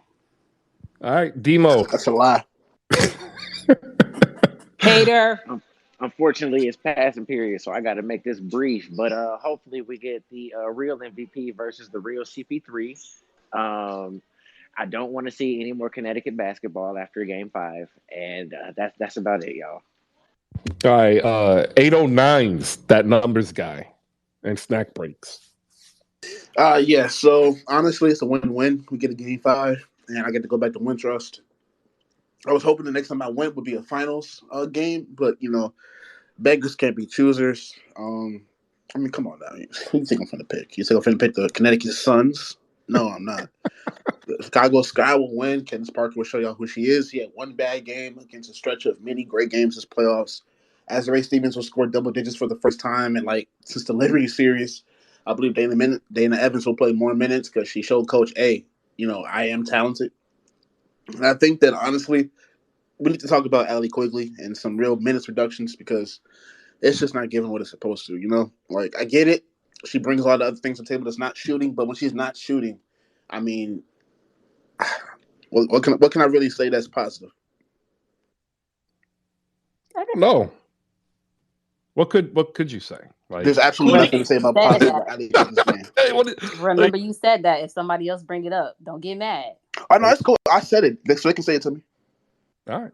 All right, we're gonna close out the W segment. It was a great 90 minutes by going into a quick football thing. I actually don't do football. It's personal for me. So it's okay. Like the way that we built this, everybody has a voice, everybody has an opinion, and they should have the right to express it. But my friend actually does do football. He happens to be a Cowboys fan. That's his problem. When I was into football, I was an Eagles fan. Sly. And he's got a giveaway, and you literally just have to follow a couple people if you want to win a jersey. So if you're a Cowboys fan down below, or if you know a Cowboys fan, do us a favor, like and retweet, so we can get some more exposure, and maybe you'll win a XL Micah Parsons jersey. Yeah, I think he played for Alabama, right? I mean, Alabama. Don't be lying. Say what? I said, don't get me lying. Oh, okay. I'm a Bears fan. I don't really like talking about football until we're good. Which is never. I mean, shit. Yeah, it's been since we had Johnny Knox. I heard you guys drafted Justin Fields though last year. That's how far. But our offensive coordinator is so bad that it. I'm so far out now that I don't even know who the coaches are. Penn State, Chris. I looked it up. Penn State. The Nittany Lions? The Nittany Lions. I said Lions. Between the Lions. Oh, which leads me to another segue to move over to the NBA news and notes. The Lion King is a horrible movie. It's just really bad. It's badly written, badly acted. And on that note, y'all have a great day. I will not You're an promote agent this of negative. chaos, Chris. Yo, like the fact that y'all don't see it is what's hilarious to me. It's a really bad movie, guys. We're not gonna do this. All right. Move on. Well, Yeah, resist, y'all. Resist. Stay strong. Chris hates certified hood classics. it's nothing hood about the Lion King. Jason Weaver is. That's all I know. Ladies and gentlemen, news and notes. Montrezl Harrell, coming off of reduction in charges, signed a 2-year deal with the Philadelphia 76ers. The second year will be a player option. He'll reunite Rivers. What's up? Peace out, 809. Demo, we can't hear you. In the hood. Oh, well, he was saying something about Lion King and Platinum in the Hood, I guess. No, my bad. I turned my speaker off. Oh, all right. Cool. Victor Wembanyama measured 7'4" in bare feet. That's insane. 7'4" in bare feet. There's not like a giant eyeball emoji. I was trying to. Yeah, it's unreal. He will be Scoot Henderson in a couple of exhibition games next month. So it'll be in October on the 4th and the 6th. If you are into the NBA draft, that is where everybody is going to be.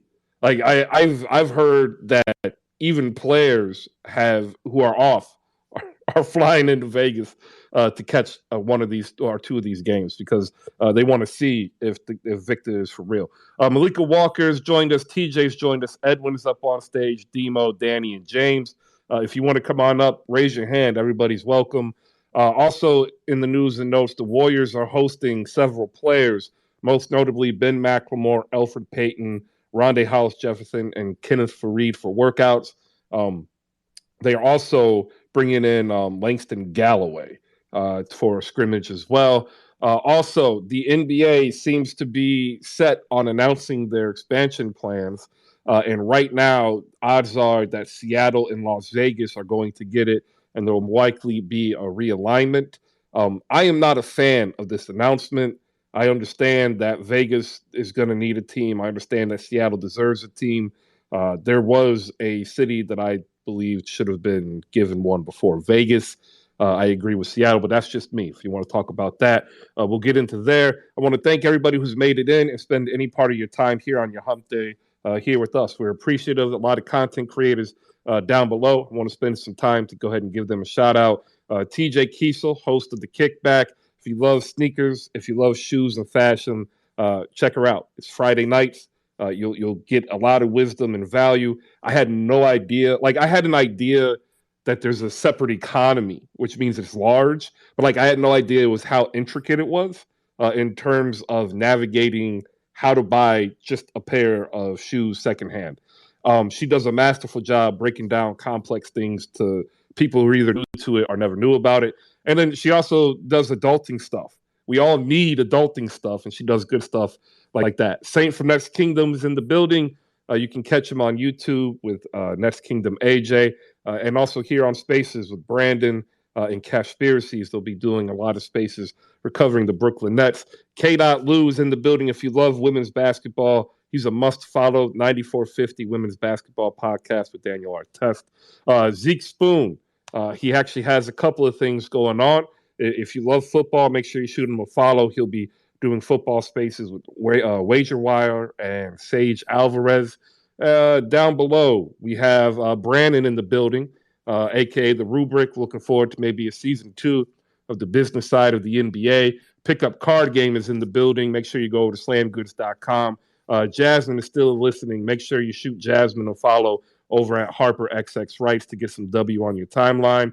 Shout out to those who come in every day. Real Nico, man, we appreciate you. You always support everybody. Santa Rosa, same with you. Zach, Logan, McKenzie, appreciate you guys coming through as always.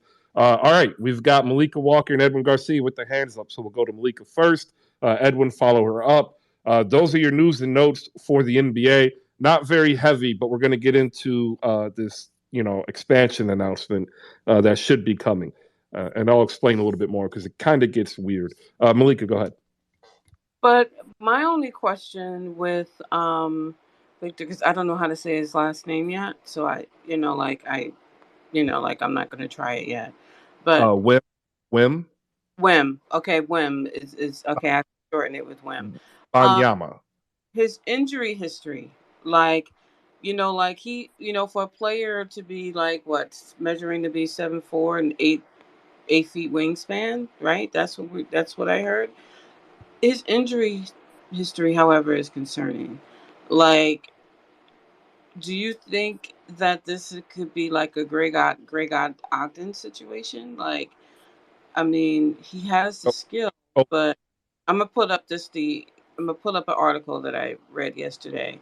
His injury history, I'm a little concerned about that. So I was curious of what the thoughts were there. um, the issue is without him finishing developing, he's always going to have these injuries. The same thing with Chet Holmgren. Like men don't stop physiologically developing till around 24, 25. So a lot of the injuries seem like they're going to be consistent nagging injuries like bone contusions. But the biggest one that you always want to look out for are any type of injuries to the foot. And so far, through the most part, he's avoided any type of serious injury to the foot or the ankle. So right now, like if he were to be drafted, and he's going to be either one or two, I wouldn't expect to see, but maybe 50 to 55 games, right? Like, and that's a real conservative estimate. Maybe he gets 66. But I don't really see 50 to I see 50 to 55 being the team's target because they're going to go ahead and do what we would call preemptive load management, right? Make sure that he's not getting but 26.9 minutes per game, making sure that a lot of his game, at least early on, is against the second unit, et cetera, et cetera. So I'm not overly worried, but if he's still getting hurt around 24, 25 the same way, then it could be Greg Oden esque. But Greg Oden, unfortunately, had he happened 10 years later, he would have had surgery and probably still had a professional career. Like so. Yeah, Yao Ming had the same problem as well, and Sean Bradley. Yao Ming was a little different. He actually had a pretty clean injury history until he was about 26, and then it just came like a thunderstorm. It wouldn't let up. Sean Bradley, yeah, he had injury history dating back to high school. Edwin, go ahead, hop in, man. What you got? Yeah, I find it interesting because there's only been a few players that have gotten this kind of hype where, they're basically organizing a game and everyone's kind of coming to it. And it's not, um, high school. It's not, already in college. It's that awkward, like, AAU style with the situation. It's unique. It's interesting. We're seeing different ways that players are kind of getting exposure. In that year they have to wait until they're eligible, whether they go to college, whether they go overseas, whether they play the G League, whether they do, I guess, these showcases. I just find it really interesting. I can't think of another player this happened for recently, last like 2-3 years or so. So I find it interesting. It's basically like a pro day, like a year out, and everyone's going to go over to it. So I find that fascinating. I think it's the same time of the rumored announcements that you mentioned, Chris. I was looking for the tweet I saw of it. Of course, it's not official, but the rumor is pretty heavy at this point that it's going to be Seattle and Vegas. And we all know that too. I saw some people, it was funny, they were like, oh, I predicted this. I'm like, I don't think anyone can take credit for this prediction because I think we've all been saying it for like 3 to 4 years. So I think everyone kind of knows it would be more of a prediction if you picked something else and they went with that. I think, but I definitely find that interesting. That's the same week where it's this showcase, and then guess what? They're getting a team, and here's the announcement. It does sound like a very good like kind of PR scenario. if you have all the NBA people in drafts and GMs hanging out, and then you make this announcement, and then you can show, oh, look how much interest there is in men's basketball here in Vegas. That's why we're announcing that there's going to be a team. It sounds like something a PR situation, that you could take advantage of. And I'm curious for myself because I might actually make the drive down there for the Aces. If in the WNBA finals, is it worth it to you, Chris, for me from LA to drive down there for this game? You think it's worth my time, or just watch it at home? If you can watch it at home, watch it at home. Like unless it would be worth your time probably professionally to just be there to try to connect and network, right? So if you have the time and the gas money, make the drive.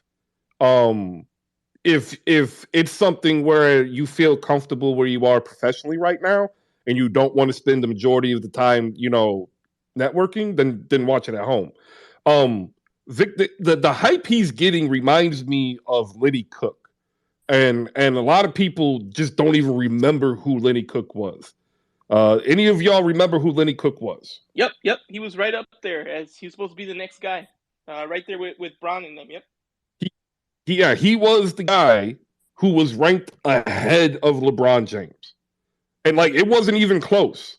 It was it was so the gap was so enormous that at this point in time, that's all everybody was talking about.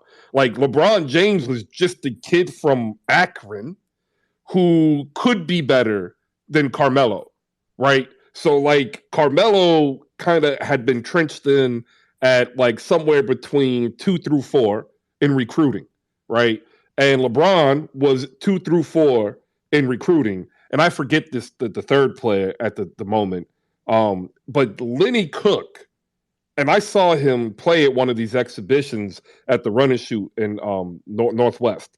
Good morning, Chris. What's up? I had to get up as soon as I heard the name Lenny Cook because I actually watched his documentary. It was some of the amazing life lessons because he actually was so great as a phenomenal basketball talent, but it was the off the court issues that he had. Yeah, and this is, but he was bringing up the hype, but this is the type of hype that Victor has. Like Lenny Cook was the last player that I remember having this type of hype. Yeah, you're absolutely right on that point because I remember I was watching a documentary on him because it was the ABC camp where this was at the time where LeBron didn't hit his growth spurt yet. He was around 6'2", 6'3", and then Lenny Cook actually it was one of those symposiums for the younger athletes. Kobe makes a surprise appearance, and then Lenny Cook is so bold enough to challenge Kobe Bryant. He's like, yo, I'm already better than you. He's like, oh, you want to go outside and have a game of one-on-one? And I'm like, wait, who is this kid? Phenomenal basketball talent. And it's just the hype around him. It was amazing. He was 16 going to clubs at everything. And I'm like, wait, what is going on? It's just, I don't think we're going to ever see any talent like that. But also hype, I think it's really comparable though, Chris. Yeah, and that's why I'm bringing it up. I don't know if he's going to be the real deal, but I can tell you when I saw Lenny Cook, I thought he was a 15-year NBA player. At age 17, he was 6'6", dunking on pros, just hammering them every day, just dunking on pros. That's why he went up to Kobe and said, "I can beat you," because he was already beating pros. It was sick, but he had off the court issues. And I'm not saying Victor's going to have off the court issues. I'm just saying as hype, that's the last time. So you're talking 20 years. That's generational. So hopefully he makes it. I don't like to see any player fail. But the thing that I think has really hurt Victor is his main competitor isn't getting the same type of hype, and that's Scoot Henderson. And I think once you see the exhibition, um, a lot of people are really gonna like Scoop. No, yeah, Chris, that's a great point because I've been paying attention to Scoot Henderson's game. It's just like really polished, and he's learning how to play the guard position where it comes like to point guard, and then being a of learning when to shoot, when to pass, and everything. I really like his game too, but I think a lot of people are going to be impressed with his IQ and his ability to command a room at such a young age. Yeah, and I think that's going to be a difference between Victor and Scoot, and I think it's going to be pretty apparent. Back to the expansion, and Edwin did a good job of summing it up. Like the Aces won, right? It's going to be around the time where the supposed, uh, WNBA, victory parade could be. Maybe it happens earlier, but there'll be some type of tie-in festivity because, like, the NBA is not stupid. They understand the ability to create an event to hide a simple truth, and this is really it gets weird. So there was a tweet, and I think that Edwin, this is probably the tweet that you were trying to find from Willie Ramirez. He was an AP reporter, and he had said, "Hey, sources told me that they plan to announce both Seattle and Vegas during this year's preseason." And I think it was on the web for maybe like 10 minutes before it was taken down. But the really reason why it was taken down is like they did a great job to put this together to hide the fact that they were last. Right? Vegas was always there and they were last. And for a league that's generally the most progressive, they don't like being last and they don't want it to be viewed as them being last. But the NHL beat them, the NFL beat them, college basketball already beat them. And even though Major League Baseball doesn't have a team in there, they've had the AA team for years. So our AAA team. So like they had already had a presence, and they didn't require a major league team to be there, and like that left the NBA. So they had summer league, and a lot of people try to point that out. But summer league wasn't really done with Vegas; it was done with UNLV in the Thomas Mackey Arena and Entertainment Center. And if you don't know about Vegas in terms of putting on events, you actually have to go through one of these consortiums that are built to be basically a contracted buffer between you and the locality anyway. So like there's a different type of political dynamic to it. So this really was the league office saying, "Hey, we need to make this a gala. Not just the preseason, not just a small event, but like we need it to be something where everybody's going to have the eyes on." And that's when they can basically, you know, gloss over the fact that it has always been there and always going to be chosen. And I say it because every other city and every city that doesn't have a team that wants a team spends millions of dollars to put together a proposal to pitch the NBA as to why they should be a city the NBA should invest a team in. This isn't the potential ownership group. They're doing the same thing, and oftentimes they'll work with the city to do either a joint proposal or at least both proposals are streamlined in a way to make you want to do both of them. And like Nashville was the team that I believed would have been a better selection. It would have brought balance to the league in a purely geographical sense, where they'd be able to redefine what the league is and have basically a hard divide. Nashville. So you would have your realignment. You would be able to move into the next, wave of expansion because right now what we're understanding is the demand is there and the talent base might be there where they could then take each conference and make them into larger leagues and then have a larger tournament style approach to it. Kind of a hybrid between Premier League, EPL, and the NCAA tournament. I think that's like the next wave, long term thinking. And I think will see that start out in this proceeding, because this is now Adam Silver completing David Stern's, desires for expansion, but now Adam Silver's putting his own stamp on it. And I actually think we have a viable chance of getting, our first overseas professional sports team coming from the NBA. And I believe it will be in Mexico. I believe after this round, the next one will be Mexico City, and then another team. And then I think we won't be doing expansion again probably for another decade. We'll go to Edwin first. Verl, you're after Edwin. Go ahead. This is why me and Chris are cool, because Chris clearly reads what I write, because I wrote that last year that Mexico was the one to look at, and I said the same thing. Mexico City, and my zag, which was just me just trying to be creative and thinking outside the box, I thought Cancun would be a good one, because Mexico, there's always this concern of safety and yada yada yada, and I feel like Cancun's a pretty safe area. It's a tourist hub, and it's a great place to put NBA or WNBA team. I thought that would be a good spot to just, you can experiment, especially with the WNBA. We know that's why the NBA was last. They put the aces out there and said, hey, if you die, you die, right? Like, if it doesn't work, we don't care. It's fine. We're not going to risk an NBA team, so show us. And of course, the aces have great attendance. It's worked phenomenally, and they're like, okay, let's do it. So I thought WNBA or NBA going to Cancun would be interesting. And we know they're definitely trying to expand.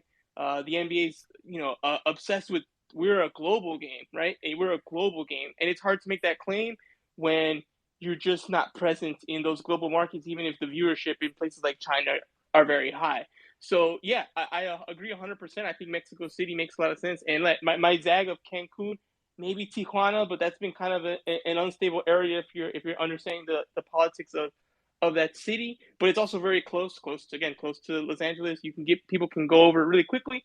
And Mexico City is it's a world city. It's an international airport, so very easy to go in, fly in, watch Lakers, Warriors, or whatever, and you can get a huge market, and people will feel comfortable going there. So I think that's a great idea. It is a little weird to think there's going to be a team in Mexico, but if they do actually want to expand to what they claim, which is they're an international, league, then they have to actually be international. Yeah, and they wouldn't do Tijuana or Cancun, because of that fact, right? If you put it in one of those two places, then it's more of what's could be considered corporate colonialism, and like Mexico, specifically Mexico City. And that's actually where you're going to have part of the problem. They have an issue now with expatriates, American and Canadian, moving down there because it's cheap to live, and they're pricing people out of their homes that they've lived for years. That's going to be a political issue. It doesn't matter where the NBA would go, but I think Mexico City would allow the NBA to draw the largest base of Mexican fans, right? So that's the first step. And the second team I believe that will happen is San Juan, Puerto Rico. I'm a big proponent of getting San Juan, Puerto Rico, a team, because I think it actually does three things. It establishes and actually further establishes the NBA as a progressive business, saying, "Hey, we have a product that will help stabilize a local economy. Come with us and invest with us in Puerto Rico, right?" And I think that's a win. You get the Caribbean market, that's a win, and you still technically can consider it international play, because the one thing that it would allow would be the NBA to be able to experiment with scheduling and location, right? Now, we're already used to getting 41 games at home and 41 away, but we could be looking at a particular style where during these cups, these interseason cups, they might do travel. So the Indiana Pacers might play the Chicago Bulls, but it won't be in Indiana or Chicago. Maybe it gets played in Des Moines, right? In Puerto Rico, you can get a game scheduled in Haiti. You can get a game scheduled in Dominican Republic. You can get a game scheduled in Jamaica, and you'd be able to also build and grow the game in the Caribbean, which is also a hotbed of athletic talent. And once again, you'd be progressively investing in the locale of your next expansion phase, right? And I think long term, what you'd be looking at is the NBA supplanting FIBA is the overall goal here, and which is why they're really hammering the head on it's a global game. But I think we're looking at a buildup of goodwill and essentially resources for the NBA to challenge as the dominant faction in all global basketball. That's why I was saying it's really weird. Like that's a lot of subjective reading into a whole bunch of opinions from people who are well more informed than I am. Edwin understands what I'm talking about when I say that. But like it's pretty linear.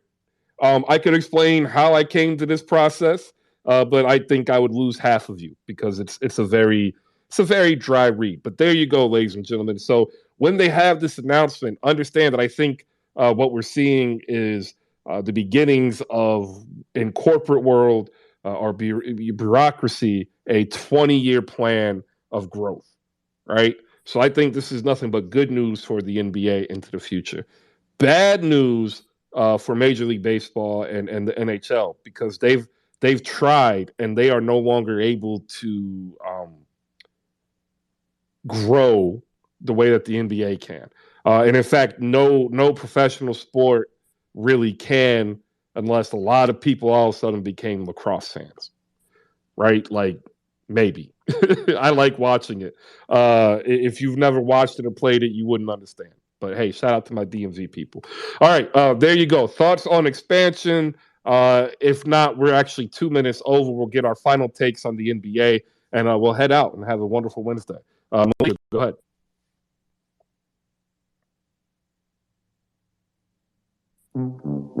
Yeah, you hate to see it. And actually, since you're listening, you hate to hear it, but I see it. You hate to see it. Edwin, go ahead. Last take. All right, I'll close it out with this. Thanks so much. I haven't been out here this long in a while. I kind of miss this, Chris. We gotta do this more often. Someone told me you do this every day, which that means I guess I gotta show up.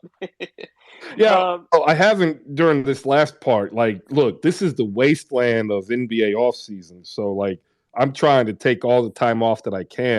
So once we start every day again, it's every day.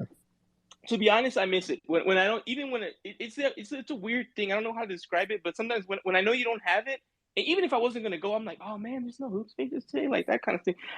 Honestly, just like MJ said, "F them kids." I'm like, stop volunteering, Chris. Like we need the content. But I'm glad you did volunteer, and I'm glad you're back. So me and Malika are going to go ahead and do that spaces later on today on Tim Donahue. Is it Donahue? Donahue? I heard his last name said two different ways, I've always like 18 said Donahue. times.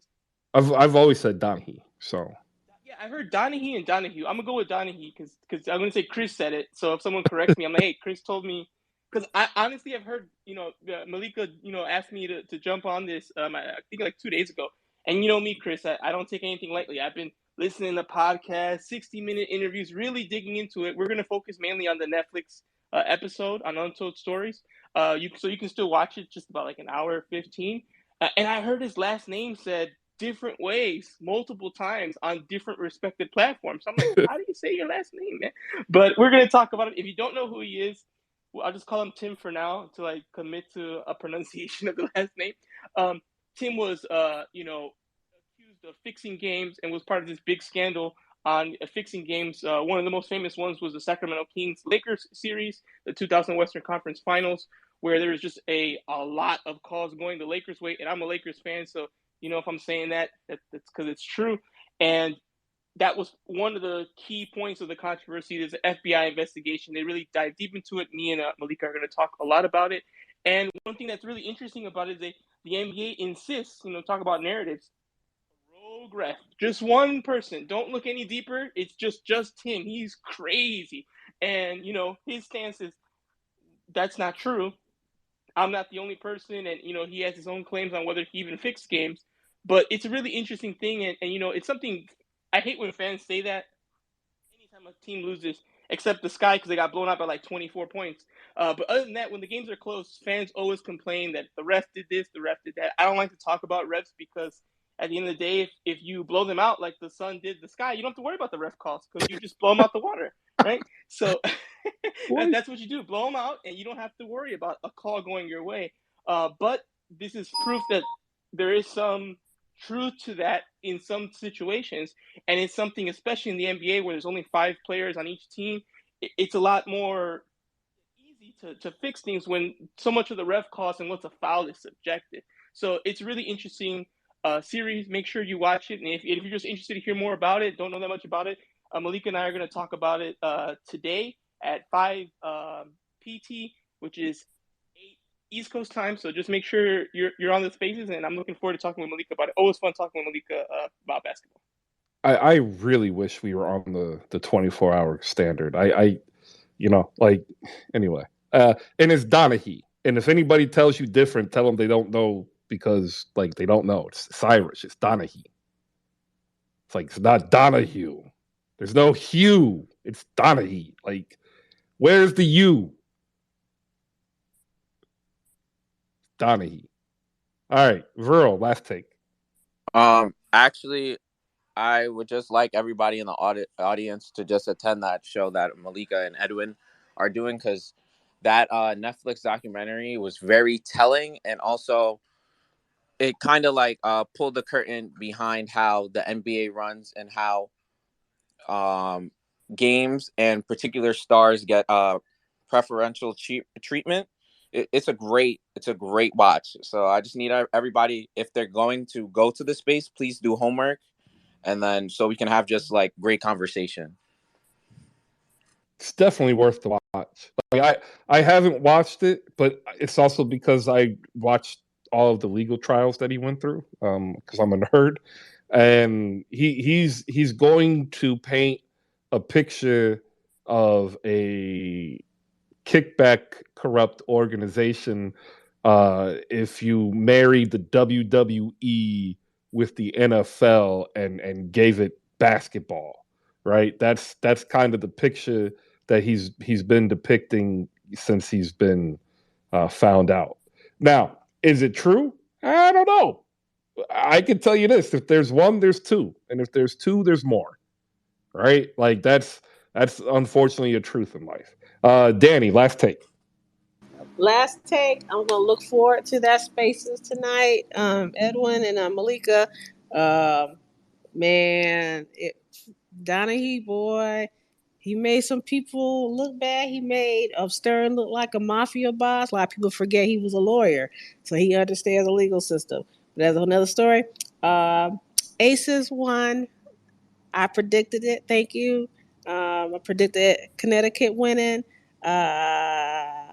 Sky, do your job or be the laughing stock of the WNBA.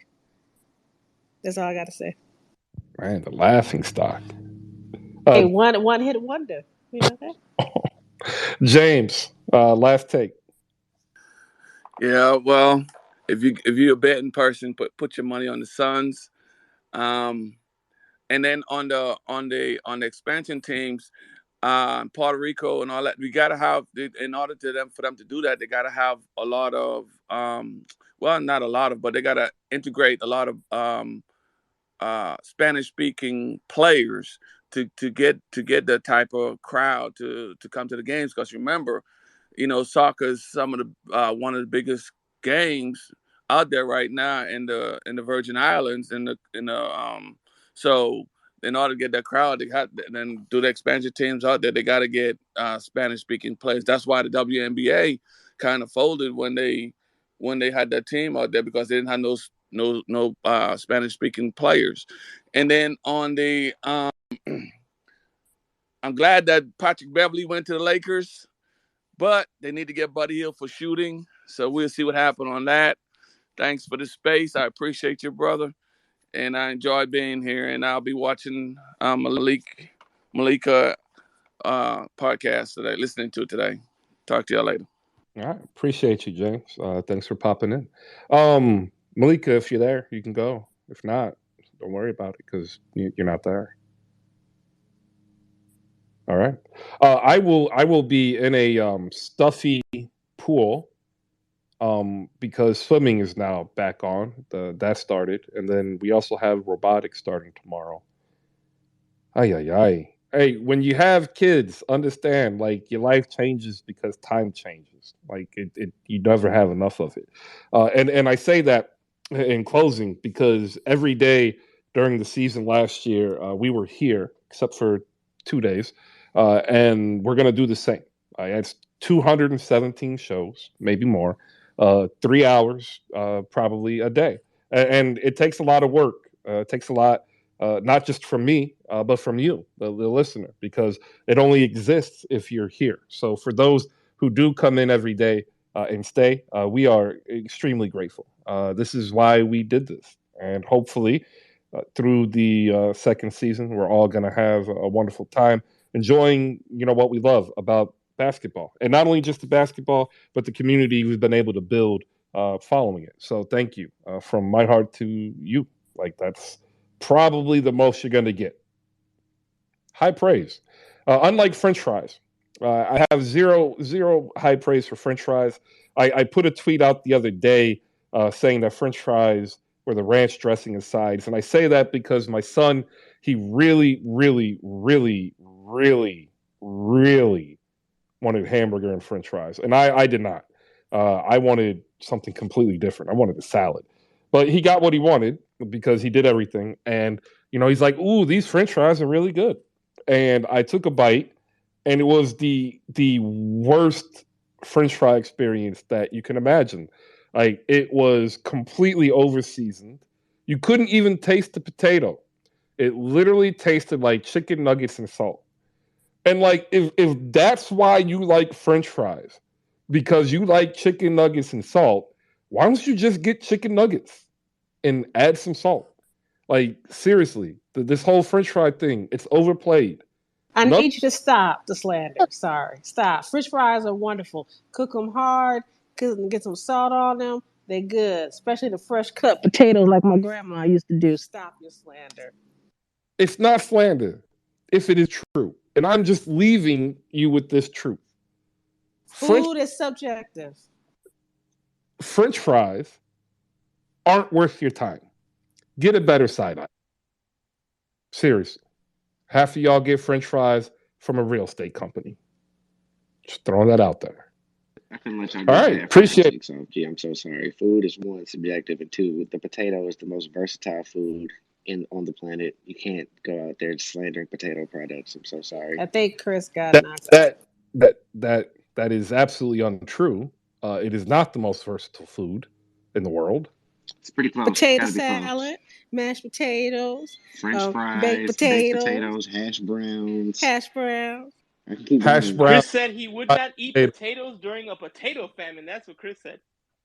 No, I like Well, again. Sickening. No, because I just the other Mashed, day baked. simply said the truth. Tornado potatoes are what French fries wish they could be. you could cut them You can different cut them ways. You could different ways. You slice got them crinkle chip style. fries. You got Okay. You could do chips. them like finger style. Don't Bubba, hate. Bubba Gump of the potatoes. You just can't let me go. Like No, you are giving me a reason why French fries are good. You're just saying they're good with salt. I could eat them for dinner. I could stick some ranch in them. I could stick them in a milkshake, which I've never done. People do it. I could put You cheese on them. I could put let me bacon let on them. me add something else to something that is overrated So because basically, you don't like vegetables neither, I because you got don't. to season vegetables. Got to It's cut. not a Got to cook them. vegetable I'm just tuber. saying, you don't like vegetables neither. You got to season them. Chris, we Oh, tomato. It's okay. vegetables are good for you. Eat more broccoli. Peace Eat more out. See you tomorrow. potatoes. Killing me. That's you.